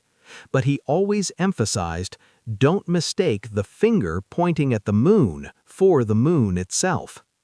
This becomes especially important when talking about spirituality, because spiritual language is notoriously slippery. People talk about enlightenment as if it's a thing, a state, an achievement. But the moment you conceive of it that way, you've missed it. Because what's being pointed to isn't a state you can attain. It's the recognition of what's already here. But how do you talk about something that can't be objectified? How do you describe something that isn't a thing? You have to use paradox, contradiction, metaphor. You have to break the rules of normal language to point beyond the structure language creates. This is why mystical texts often sound crazy. You are that. Form is emptiness. Emptiness is form. The Tao that can be spoken is not the eternal Tao. These statements violate logic. They're meant to, because logic operates within the framework of subject and object, self and other, and what's being pointed to is prior to that division. So language has to be used against itself, undermined from within, deconstructed to reveal what's beyond it.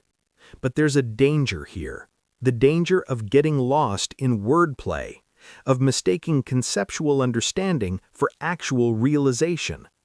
You can read every book ever written about enlightenment and still not be enlightened, because enlightenment isn't something you know about, it's something you are.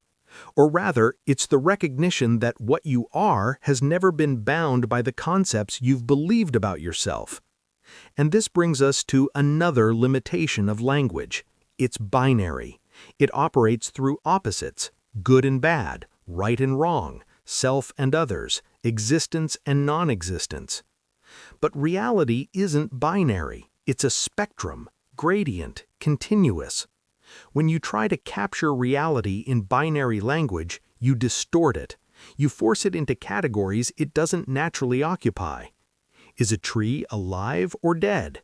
If it's losing its leaves in autumn, is it dying? When exactly does it become dead? At what moment does living transition to non-living? The categories don't fit cleanly. Life and death aren't opposites. They're phases in a continuous process. The same is true for self and others, inside and outside, subject and object. These aren't absolute divisions. They're conceptual tools that we've reified into seemingly solid boundaries. And once you believe in those boundaries, you suffer, because you think you're on one side and everything else is on the other. You feel isolated, separate, alone. But the separation was created by language. It's not intrinsic to experience itself. Watch a baby. They put everything in their mouth. They haven't learned yet where they end and the world begins.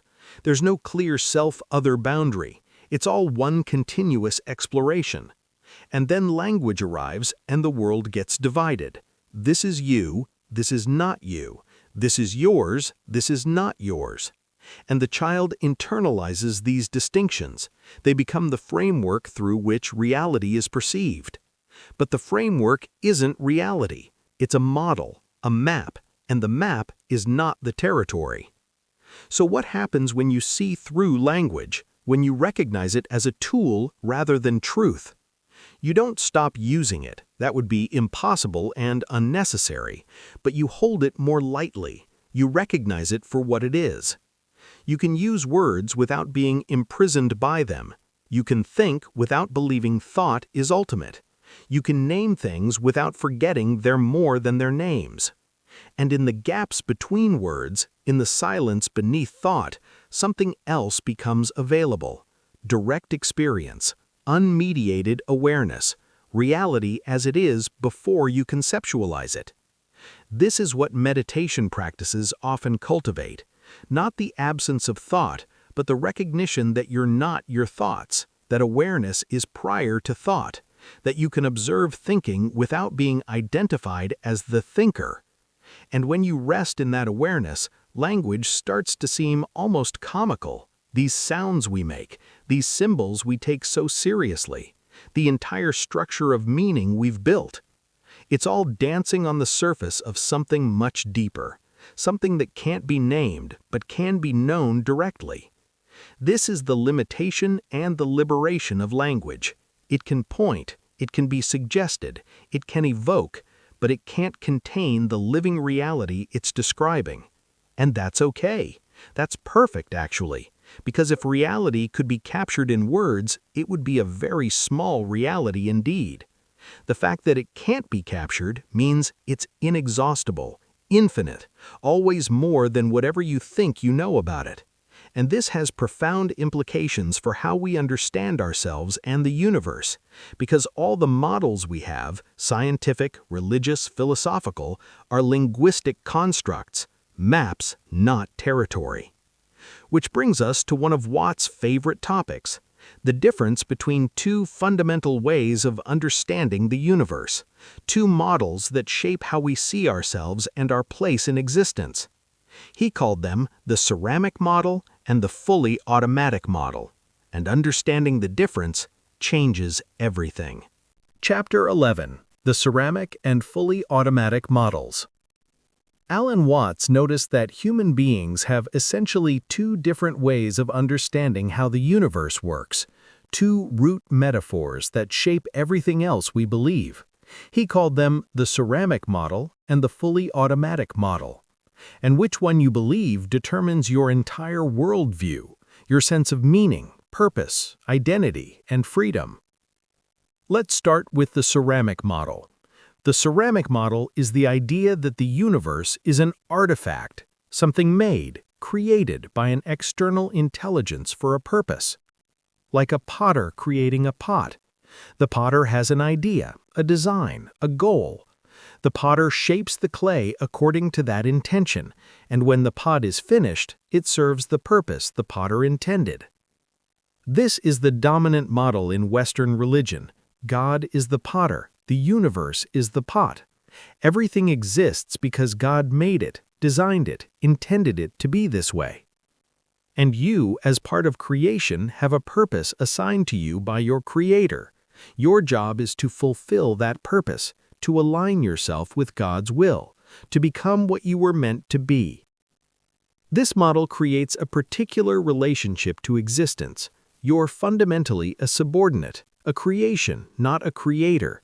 Your meaning comes from outside yourself, from the one who made you. And this can be comforting.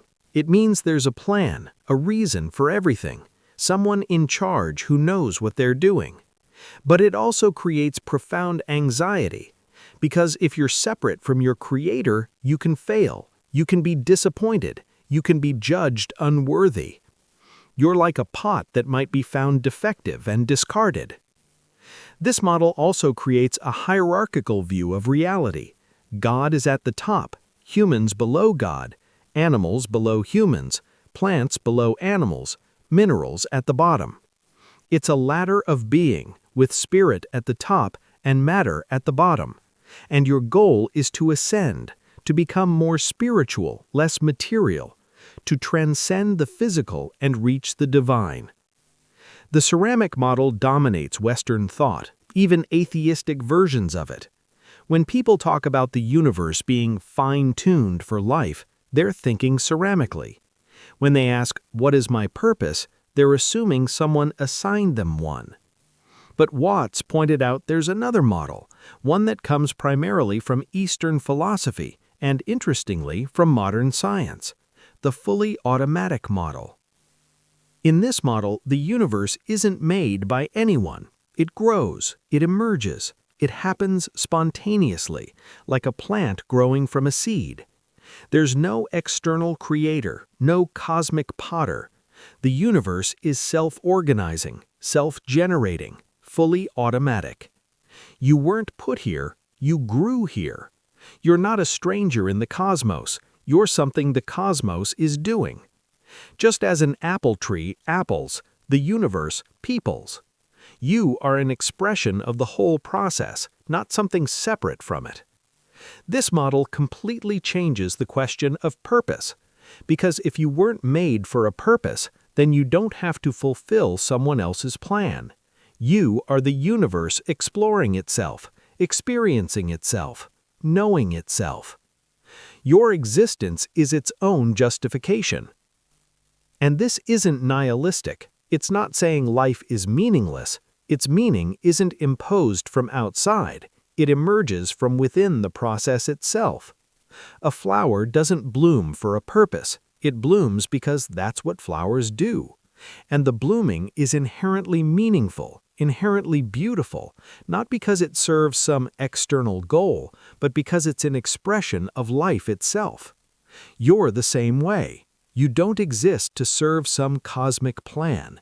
You exist because the universe is happening, and you're part of how it happens. Now, the ceramic model asks, who am I supposed to be? What am I meant to do? The automatic model asks, what am I? What is happening? One is about fulfilling an external standard. The other is about recognizing what's already true. And here's what's fascinating. Modern physics is discovering that the universe looks more automatic than ceramic. There's no evidence of a cosmic designer standing outside the system. Instead, there are self-organizing processes, emergent properties, complexity arising from simple rules. The universe seems to create itself, moment by moment, through the interactions of its own components. You are one of those components, but not a separate component. You're the whole thing expressing itself locally.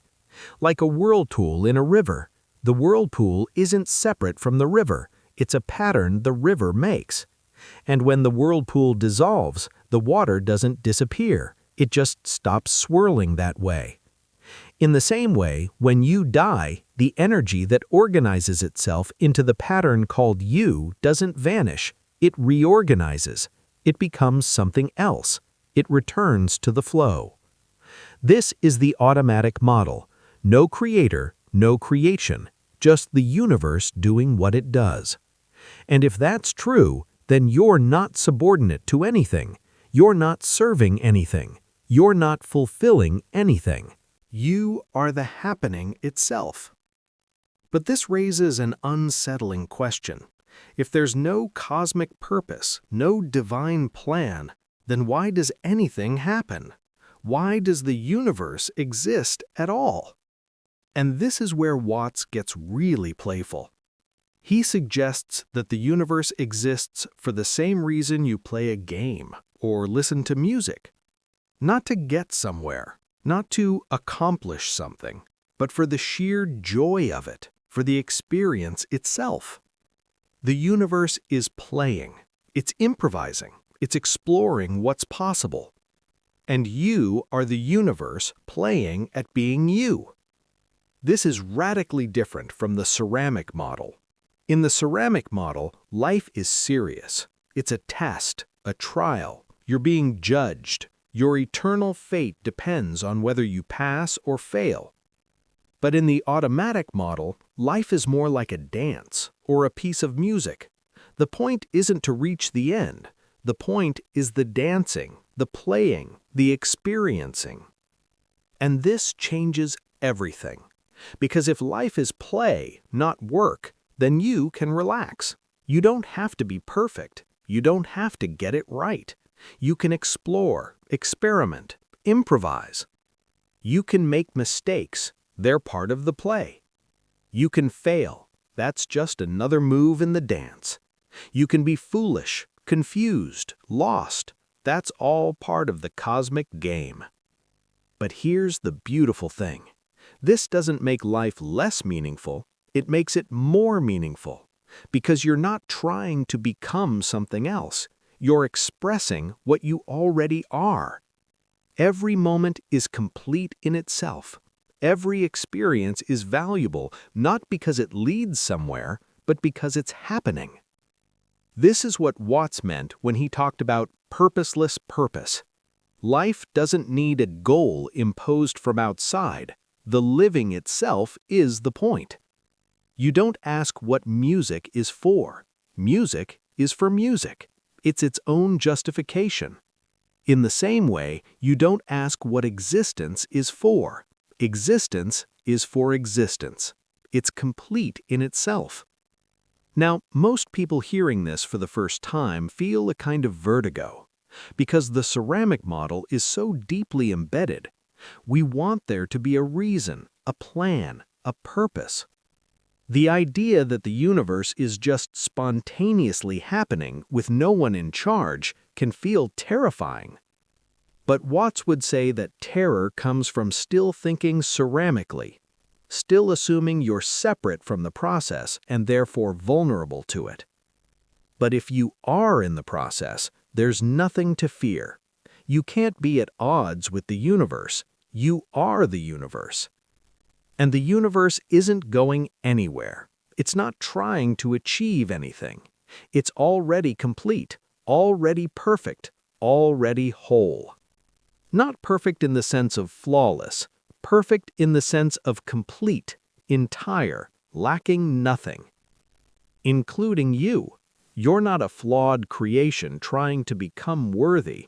You're a temporary pattern in an eternal flow. And the flow is perfect just as it is. This doesn't mean you stop trying to improve things. It doesn't mean you accept injustice or cruelty. It means you act from wholeness rather than lack, from play rather than desperation. You can still work for change, but you're not trying to fix a broken universe. You're participating in the universe's endless self-transformation. This is the liberation of the automatic model. You're freed from the burden of having to justify your existence, freed from the anxiety of failing to fulfill some cosmic purpose. You're free to be exactly what you are, which is the entire universe happening right here, right now, as you. And this brings us to one of the most controversial topics in Watt's philosophy: the nature of God, the meaning of religion, and whether the cosmic drama has an author. Because once you question the ceramic model, everything about traditional religion starts to look different. Chapter 12: God, Religion, and the Cosmic Drama.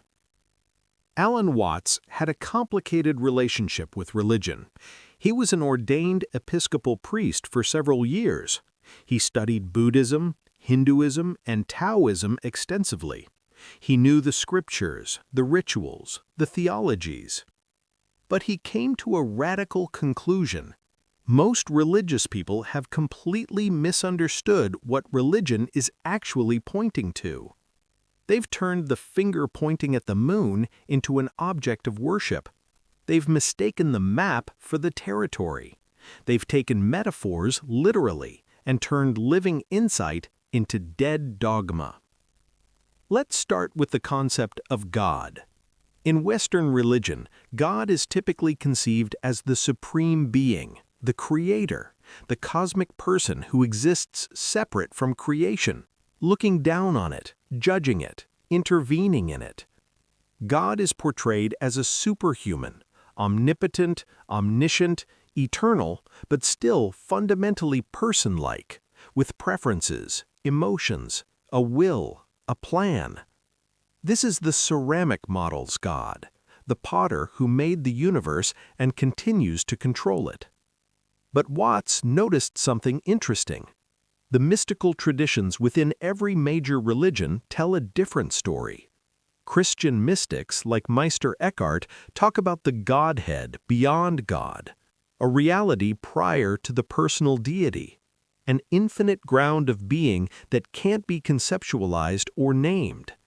Eckhart even said, "I pray to God to rid me of God," meaning the concept, the image, the idol of God needs to be transcended to encounter reality. In Hinduism, Brahman is described as neti-neti, not this, not that. It's not a being among beings, it's being itself, existence itself, consciousness itself. In Buddhism, there's no creator God at all. Instead, there's the recognition of emptiness, of interdependent arising, of the groundless ground. And in Taoism, the Tao that can be named is not the eternal Tao. The ultimate reality is beyond all concepts, including the concept of deity. What all these mystical traditions point to is something radically different from the conventional idea of God. They're pointing to the fundamental reality that underlies all existence, not a being, but being itself, not something separate from you, but what you most deeply are. This is what Watts called the cosmic drama. The universe is playing hide and seek with itself. Here's how it works. If you're the infinite, the eternal, the absolute, pure consciousness without limit, what do? You can't go anywhere because you're everywhere. You can't become anything because you're already everything. So you play a game. You pretend you're not infinite. You pretend you're limited, separate, individual. You hide from yourself. You forget who you really are.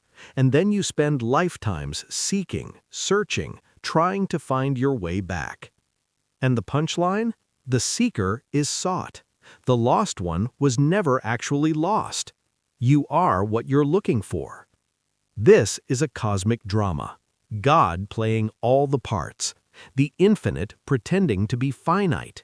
The one appearing as many. And every person, every creature, every atom has a role in this drama, a mask the divine wears, a character the universe plays. But the game only works if you forget you're playing. If you knew you were God pretending to be a human, the drama would collapse. There'd be no tension, no stakes, no story. So forgetting is essential. The illusion is necessary. You have to genuinely believe you're a separate self in order for the game to work.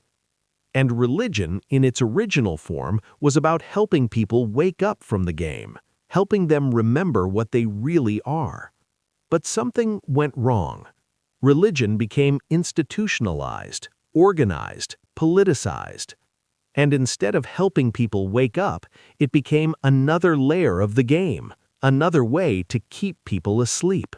Now, religion tells you you're a sinner, you're separate from God, and you need the church, the priest, the ritual, the doctrine to get back into God's good graces.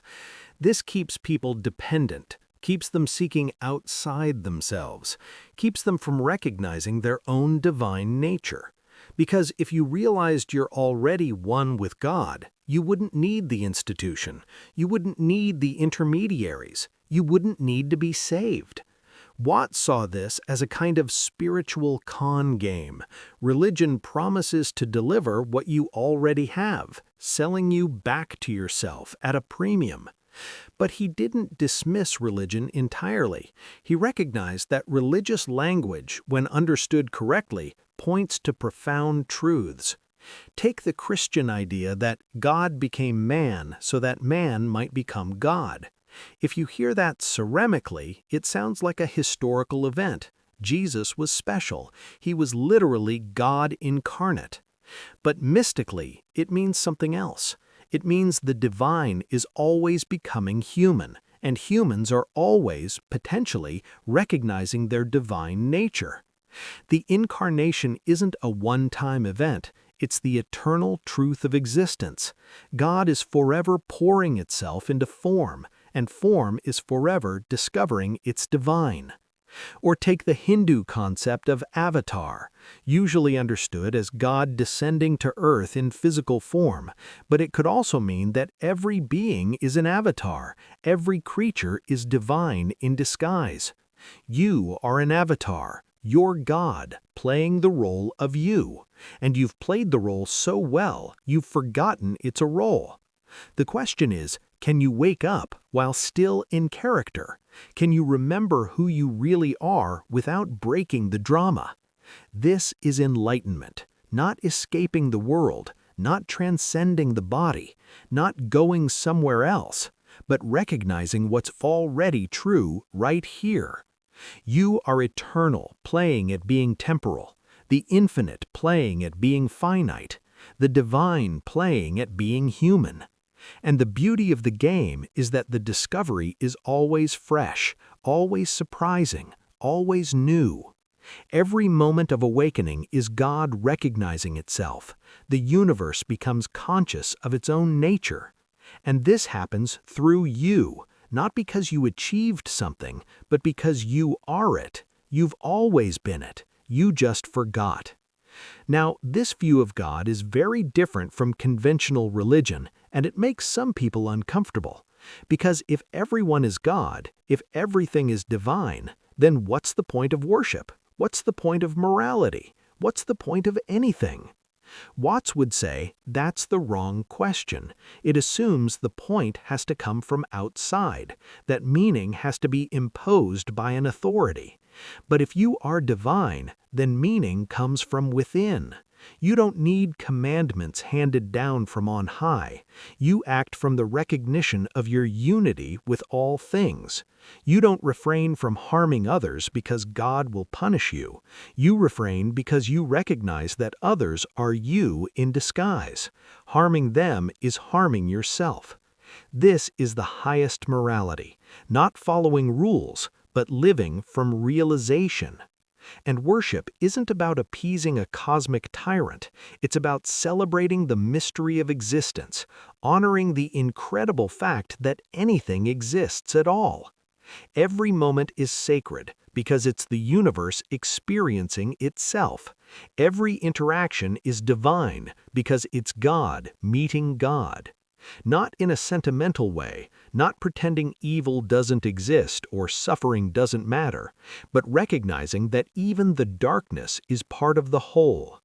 The cosmic drama includes tragedy, it includes suffering, conflict, and destruction, because without contrast, there's no story. Without shadow, there's no light. This doesn't justify cruelty. It doesn't mean you should accept injustice. It means you understand that the universe explores all possibilities, including the terrible ones. And your role is to play your part authentically. If you're called to fight injustice, you fight.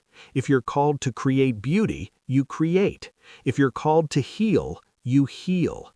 Not because God commanded it, but because that's your authentic expression of the divine. This is what Watts called spiritual materialism in reverse. Instead of using spirituality to escape the world, you recognize the world as spiritual.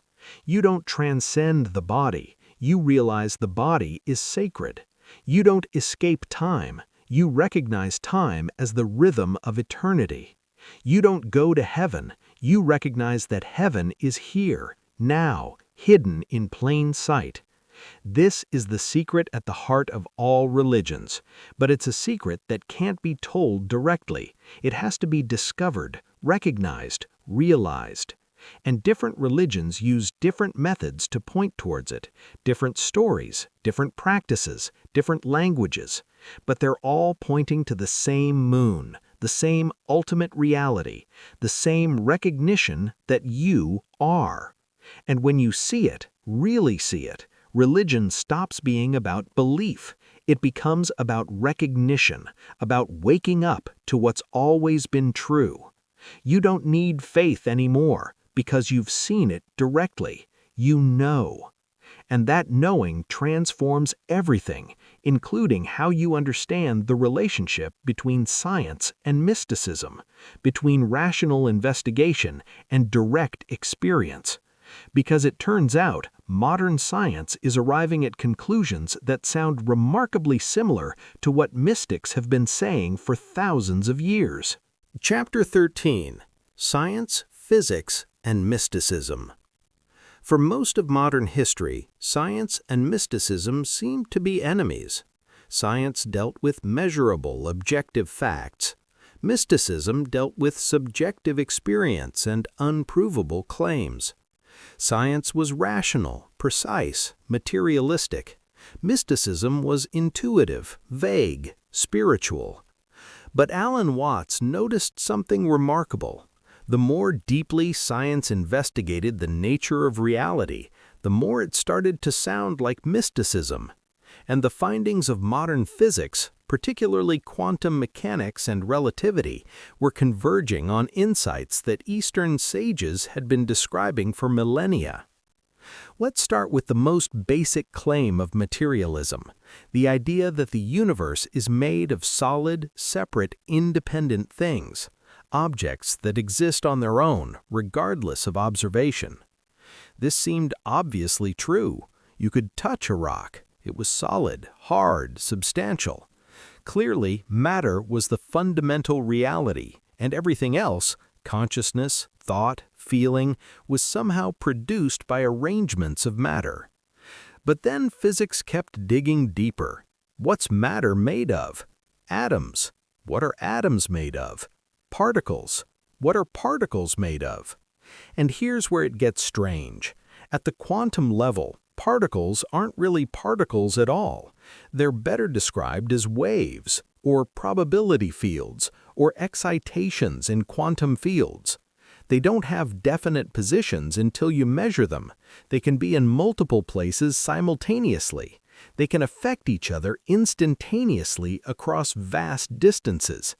The neat, mechanical universe of solid objects colliding according to fixed laws completely breaks down at the fundamental level. Matter, it turns out, is mostly empty space. If you could remove all the empty space from all the atoms in all the humans on Earth, the entire human species would fit into a sugar cube. So what is this solid world we experience? It's energy in various patterns, vibrations, waves, information, relationships. There are no separate things. There are only processes, events, interactions. And this is exactly what Buddhist philosophy has been saying for 2,500 years. Form is emptiness. What appears solid is actually empty. What seems separate is actually interconnected. Then there's the role of the observer. In classical physics, the observer was separate from what they observed. You could study something without affecting it. But quantum mechanics reveals that observation changes what's being observed. The act of measuring a particle's position affects its momentum. The observer and the observed are not separate. They're part of a unified process. This sounds mystical, and it should, because mystics have always insisted that subject and object are not truly divided, that the knower and the known are one.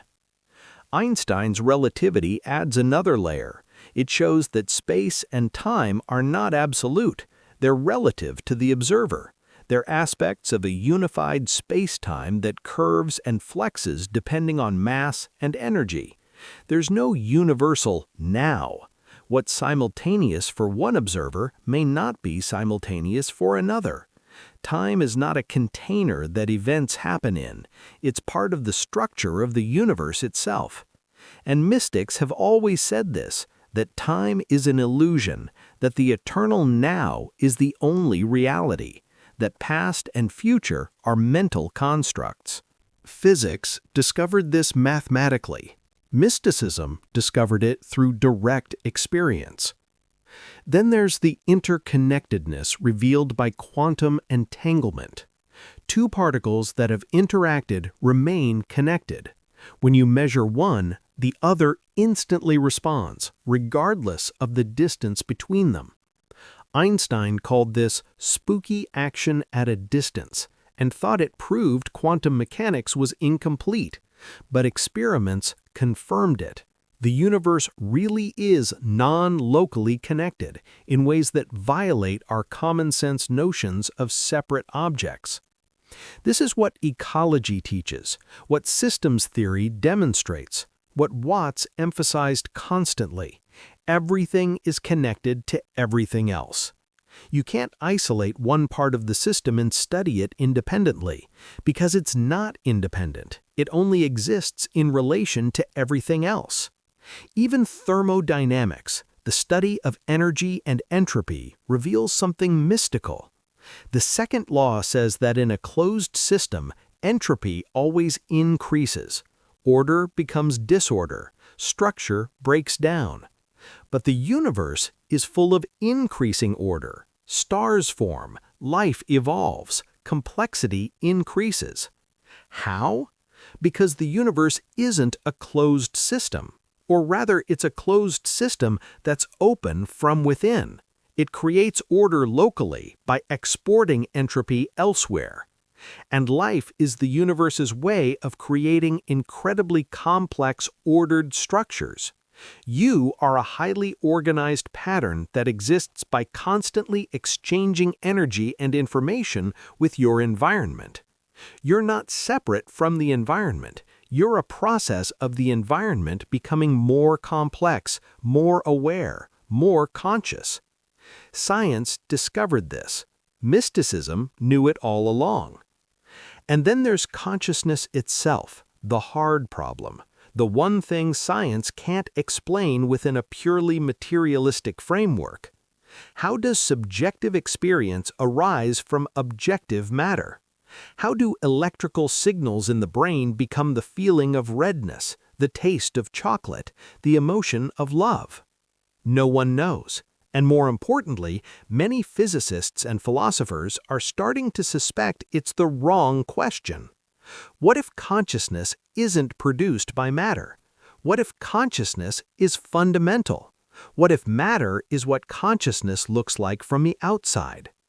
This is called panpsychism, and it's gaining serious attention in contemporary philosophy of mind. The idea that consciousness is an intrinsic property of the universe, like mass or charge. Not that rocks think, but that consciousness exists in different degrees, different forms throughout nature. And this is exactly what many mystical traditions teach, that consciousness is primary, that the universe is alive, aware, intelligent, that matter is consciousness crystallized into form. Watts saw all of this converging, science and mysticism starting from opposite directions, arriving at similar conclusions. The universe is not a collection of separate objects, it's a unified field of energy and information. Matter is not solid and inert, it's dynamic, flowing, and processual. The observer is not separate from the observed, they're aspects of a single whole. Time is not absolute, it's relative, perspectival, possibly illusory. Consciousness is not an accident, it's fundamental to the nature of reality. Now, this doesn't mean science has proven mysticism. Science deals with models, measurements, predictions. Mysticism deals with direct experience, insight, realization. They're different approaches, different languages, different methods, but they're pointing to the same reality. And the fact that they converge is remarkable. It suggests that the universe is far stranger, far more mysterious, far more wonderful than the materialistic worldview imagined. It suggests that your experience of being a conscious, aware presence is not a fluke. It's not an emergent property of complex computation. It's a fundamental aspect of what the universe is. You are the universe knowing itself. And science is one of the ways the universe investigates its own nature. When a physicist studies quantum mechanics, it's the universe studying itself. When a mystic sits in meditation, it's the universe experiencing itself. Different methods, same reality. And both reveal that what you are is far more than a skin-encapsulated ego. You're a pattern of energy and information, temporarily localized, but ultimately inseparable from the whole. Science confirms this through experiment and mathematics. Mysticism confirms it through direct experience. And when you recognize it, really recognize it, something shifts, not just philosophically, practically. Because if you're not separate, then the way you relate to the world changes. The way you work, the way you consume, the way you participate in society. All of it transforms. And that brings us to one of the most practical applications of Watts' philosophy, how it changes your relationship to money, work, and the social game. Chapter 14. Money, Work, and the Social Game. Alan Watts had a particularly sharp critique of how modern society organizes itself around work and money, and once you see what he saw, you can't unsee it. We've created a bizarre situation, one that future generations will probably look back on with utter bewilderment. Here it is. We live on a planet with abundant resources. Technology has made it possible to produce enough food, shelter, and goods for everyone. We have the knowledge, the tools, the capacity. But instead of using this abundance to free people, we've trapped them in a game where you have to work to earn money to buy the things that could easily be provided. And the game has become more important than the reality it was supposed to serve. Money was invented as a tool, a measurement, a way to facilitate exchange. It's essentially an IOU, a promise, a symbol of value. But somewhere along the way, we forgot it was a symbol. We started treating it as if it were real, as if it were wealth itself. And so people hoard money, they accumulate it, they compete for it, they sacrifice their lives for it. But money isn't wealth. Money is a measure of wealth. Confusing the two is like confusing the menu with the meal, the map with the territory. Real wealth is food, shelter, health, time, relationships, beauty, experience. These are the things that actually matter. These are what make life worth living. But we've organized society so that access to real wealth depends on possessing symbolic wealth. You need money to eat, money to have shelter, money to access healthcare, money to have time. It's completely backwards. Watts pointed out that this creates a fundamental absurdity. We have machines that can do most of the physical labor. We have systems that can produce abundance. But instead of letting people benefit from this, we insist they must earn the right to survive. So we create meaningless jobs, busy work, entire industries that exist only to keep people employed, to keep money circulating, to keep the game going. How many jobs are actually necessary? How many are just elaborate ways to justify the distribution of money? If you're honest, probably less than half of all employment actually produces something people need. The rest is administration, advertising, financial manipulation, planned obsolescence, and bureaucracy managing bureaucracy.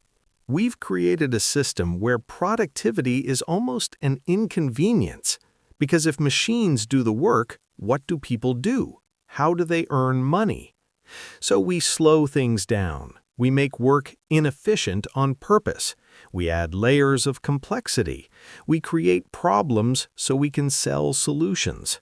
And all of this serves to keep people busy, to keep them dependent, to keep them from asking fundamental questions, like, why are we doing this? What's the point? Is there a better way? Watts saw that the entire structure rests on a kind of mass hypnosis. We've all agreed to pretend that money is real, that work defines worth, that productivity equals value. And as long as everyone agrees, the game continues.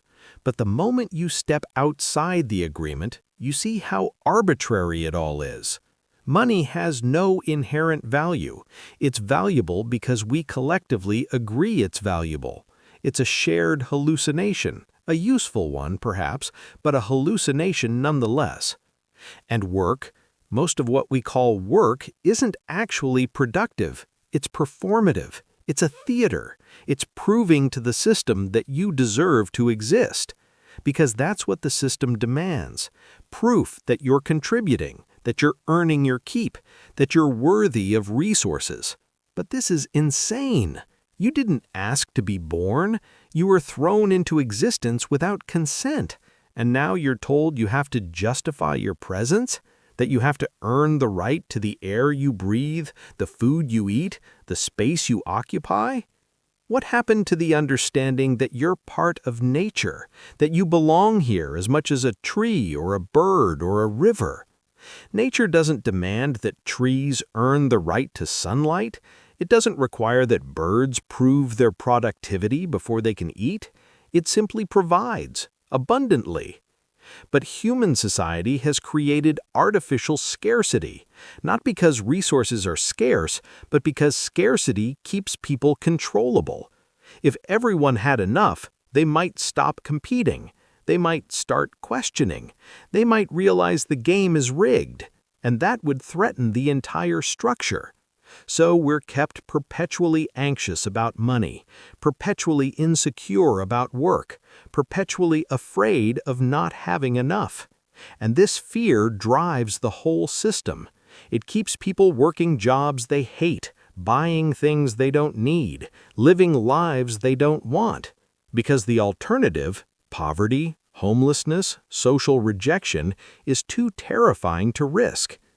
Watts understood this trap intimately, and his solution wasn't to overthrow the system or reject money entirely. That's impractical and unnecessary. His solution was to see through it, to recognize it as a game, to play it without being played by it. This means using money as a tool without worshiping it as a god, working to meet your needs without identifying yourself as your job, participating in the economy without letting it define your worth. It means understanding that your value as a human being has nothing to do with your productivity, nothing to do with your income, nothing to do with your achievements. You're valuable because you exist, because you're the universe experiencing itself, because you're conscious, aware, alive. And that can't be measured in dollars, can't be quantified by productivity metrics, can't be reduced to economic utility. But the system will try. It will try to convince you that you're only as valuable as your output, that your worth is determined by the market, that if you're not producing, you're worthless. This is a lie, a particularly insidious one, and it keeps people trapped in what Watts called the double bind of work. You need money to live. To get money, you need to work. But work takes all your time, so you're working to survive, but you have no time to actually live. You're earning a living while postponing life. And people tell themselves, I'll work hard now, save money, and then I'll really live, when I retire, when I have enough, when the conditions are right. But those conditions never arrive, because the game is designed to keep you playing. There's always another expense, another goal, another thing you need before you can finally relax. Retirement becomes the carrot that keeps the donkey moving, the promise of future freedom that justifies present enslavement. But Watts would say, life is happening now, not when you retire, not when you have enough money, not when you achieve your goals. Now, this moment, this breath. And if your work prevents you from being alive now, then you're trading your life for symbols. You're selling your time, the only truly non-renewable resource you have, for pieces of paper that represent value. This doesn't mean you shouldn't work. It means you should work consciously, intentionally, with awareness of what you're actually doing. If you enjoy your work, if it's meaningful, if it's an authentic expression of who you are, then it's not really work. It's play. It's a contribution. It's participation in the world. But if you're doing it only for money, only because you have to, only to survive, then you're in the trap. And the trap is subtle, because society celebrates this. It calls it responsibility, maturity, being a productive member of society.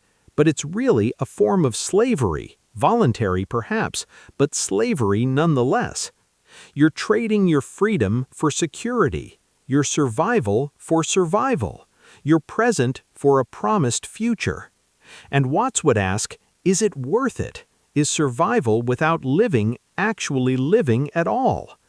These are dangerous questions, because if enough people asked them, the entire economic structure might collapse. But maybe that's not a bad thing. Maybe a system that requires people to sacrifice their lives to maintain it isn't worth maintaining. Maybe we need a different game entirely, one based on actual wealth, health, time, community, beauty, meaning, rather than symbolic wealth. One where technology serves humanity rather than enslaving it, where abundance is shared rather than hoarded, where people contribute because they want to, not because they'll starve if they don't.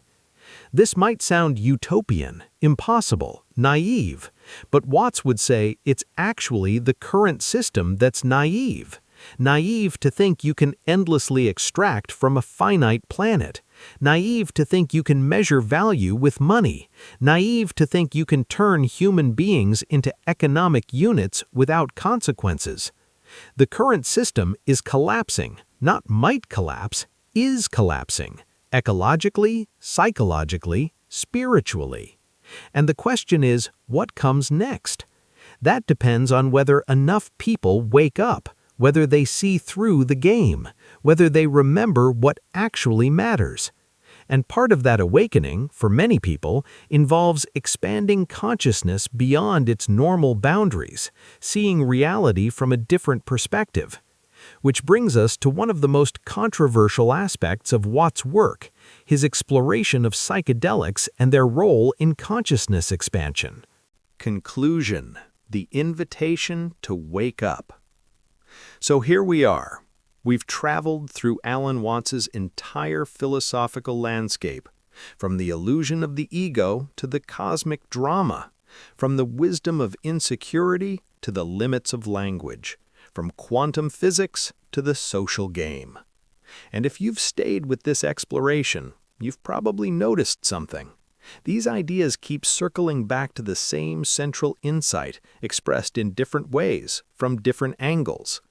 The insight is this: what you think you are is not what you actually are.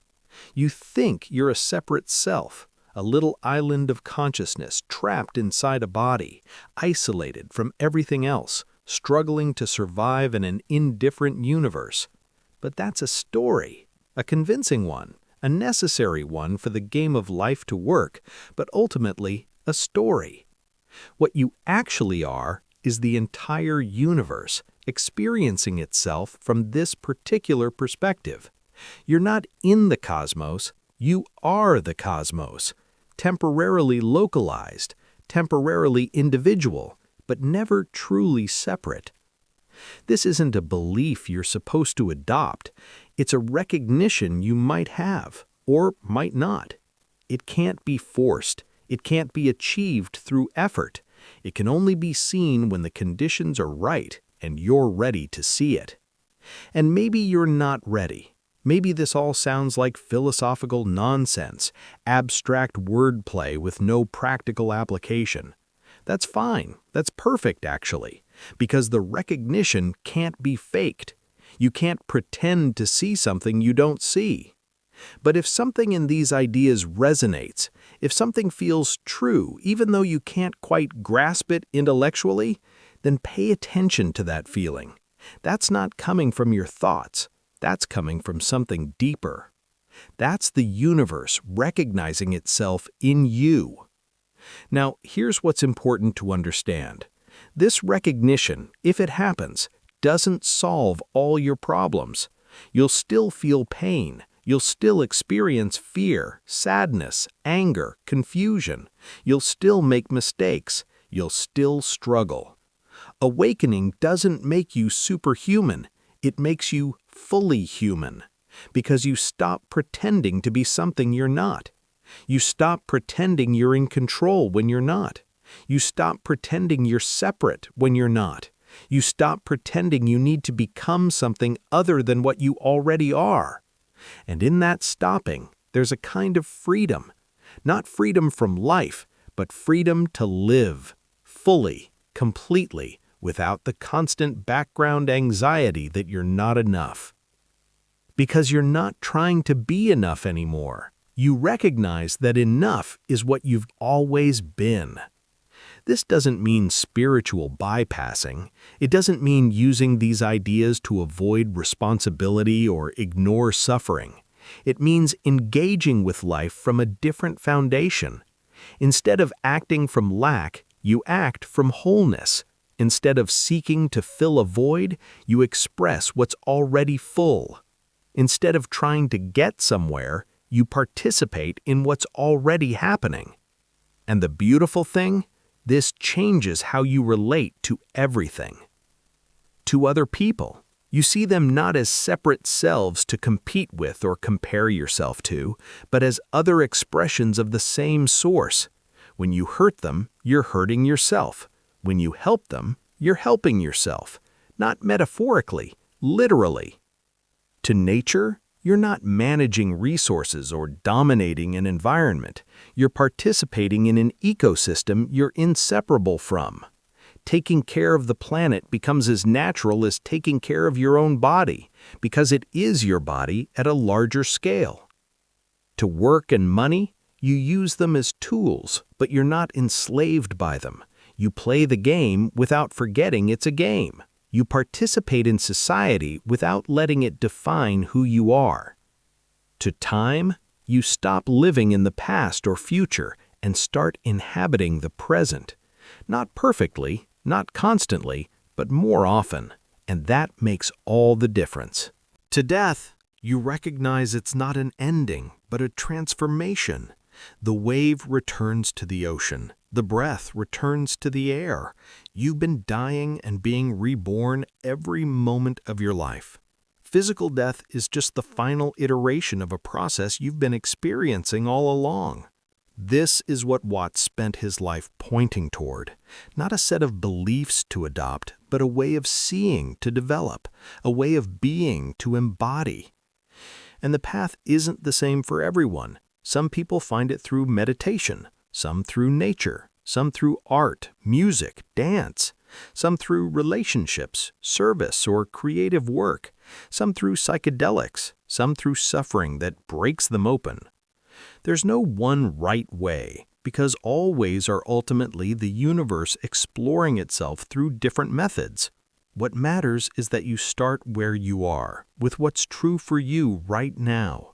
If you're suffering, start there. Don't spiritually bypass it. Look directly at the suffering. Who is suffering? Where is it located? What is it made of? If you're seeking, start there. What are you seeking? Who is seeking it? What would happen if you found it? If you're confused, start there. Sit with confusion. Don't try to resolve it prematurely. Sometimes confusion is the mind's way of loosening its grip on certainty. The invitation isn't to believe what Watts taught. The invitation is to investigate directly, to look at your own experience, to question your assumptions, to see if what you've always believed about yourself is actually true.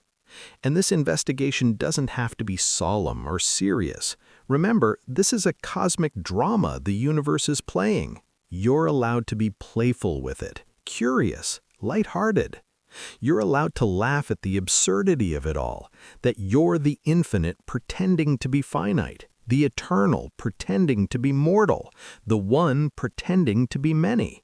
It's a cosmic joke, and you're both the comedian and the audience. So don't take it too seriously. Don't turn this into another project, another thing you have to achieve, another way to feel inadequate. Just notice, just see, just be what you already are. And if you forget, if you get lost in the illusion again, that's part of it too. The forgetting and the remembering are both necessary, both parts of the dance. You can't be awake all the time, and you don't need to be. Life requires you to play the game, to engage with the world of form, of time, of separation. But you can play it more consciously, more lightly, more freely. You can work without being enslaved by work. You can have relationships without losing yourself in them. You can pursue goals without believing your worth depends on achieving them. You can participate fully in life while simultaneously recognizing that it's all a magnificent play, a cosmic improvisation with no script, no director, no predetermined outcome. Just the universe endlessly creating itself, endlessly exploring what's possible, endlessly waking up to its own nature through forms like you. This is Alan Watts' gift, not a doctrine, but a perspective, not answers, but better questions, not certainty, but the freedom to not know. And perhaps the most important thing he taught is this: don't take anyone's word for it, not his, not mine, not any teachers or traditions. Find out for yourself, look directly, investigate your own consciousness, question your own assumptions, to see if what you've always believed about yourself is actually true. And this investigation doesn't have to be solemn or serious. Remember, this is a cosmic drama the universe is playing. You, the real you, not the character you've been playing, You're the one watching, experiencing, being it all. That's the message. That's the insight. That's what Alan Watts spent his life pointing toward. And now it's yours to explore.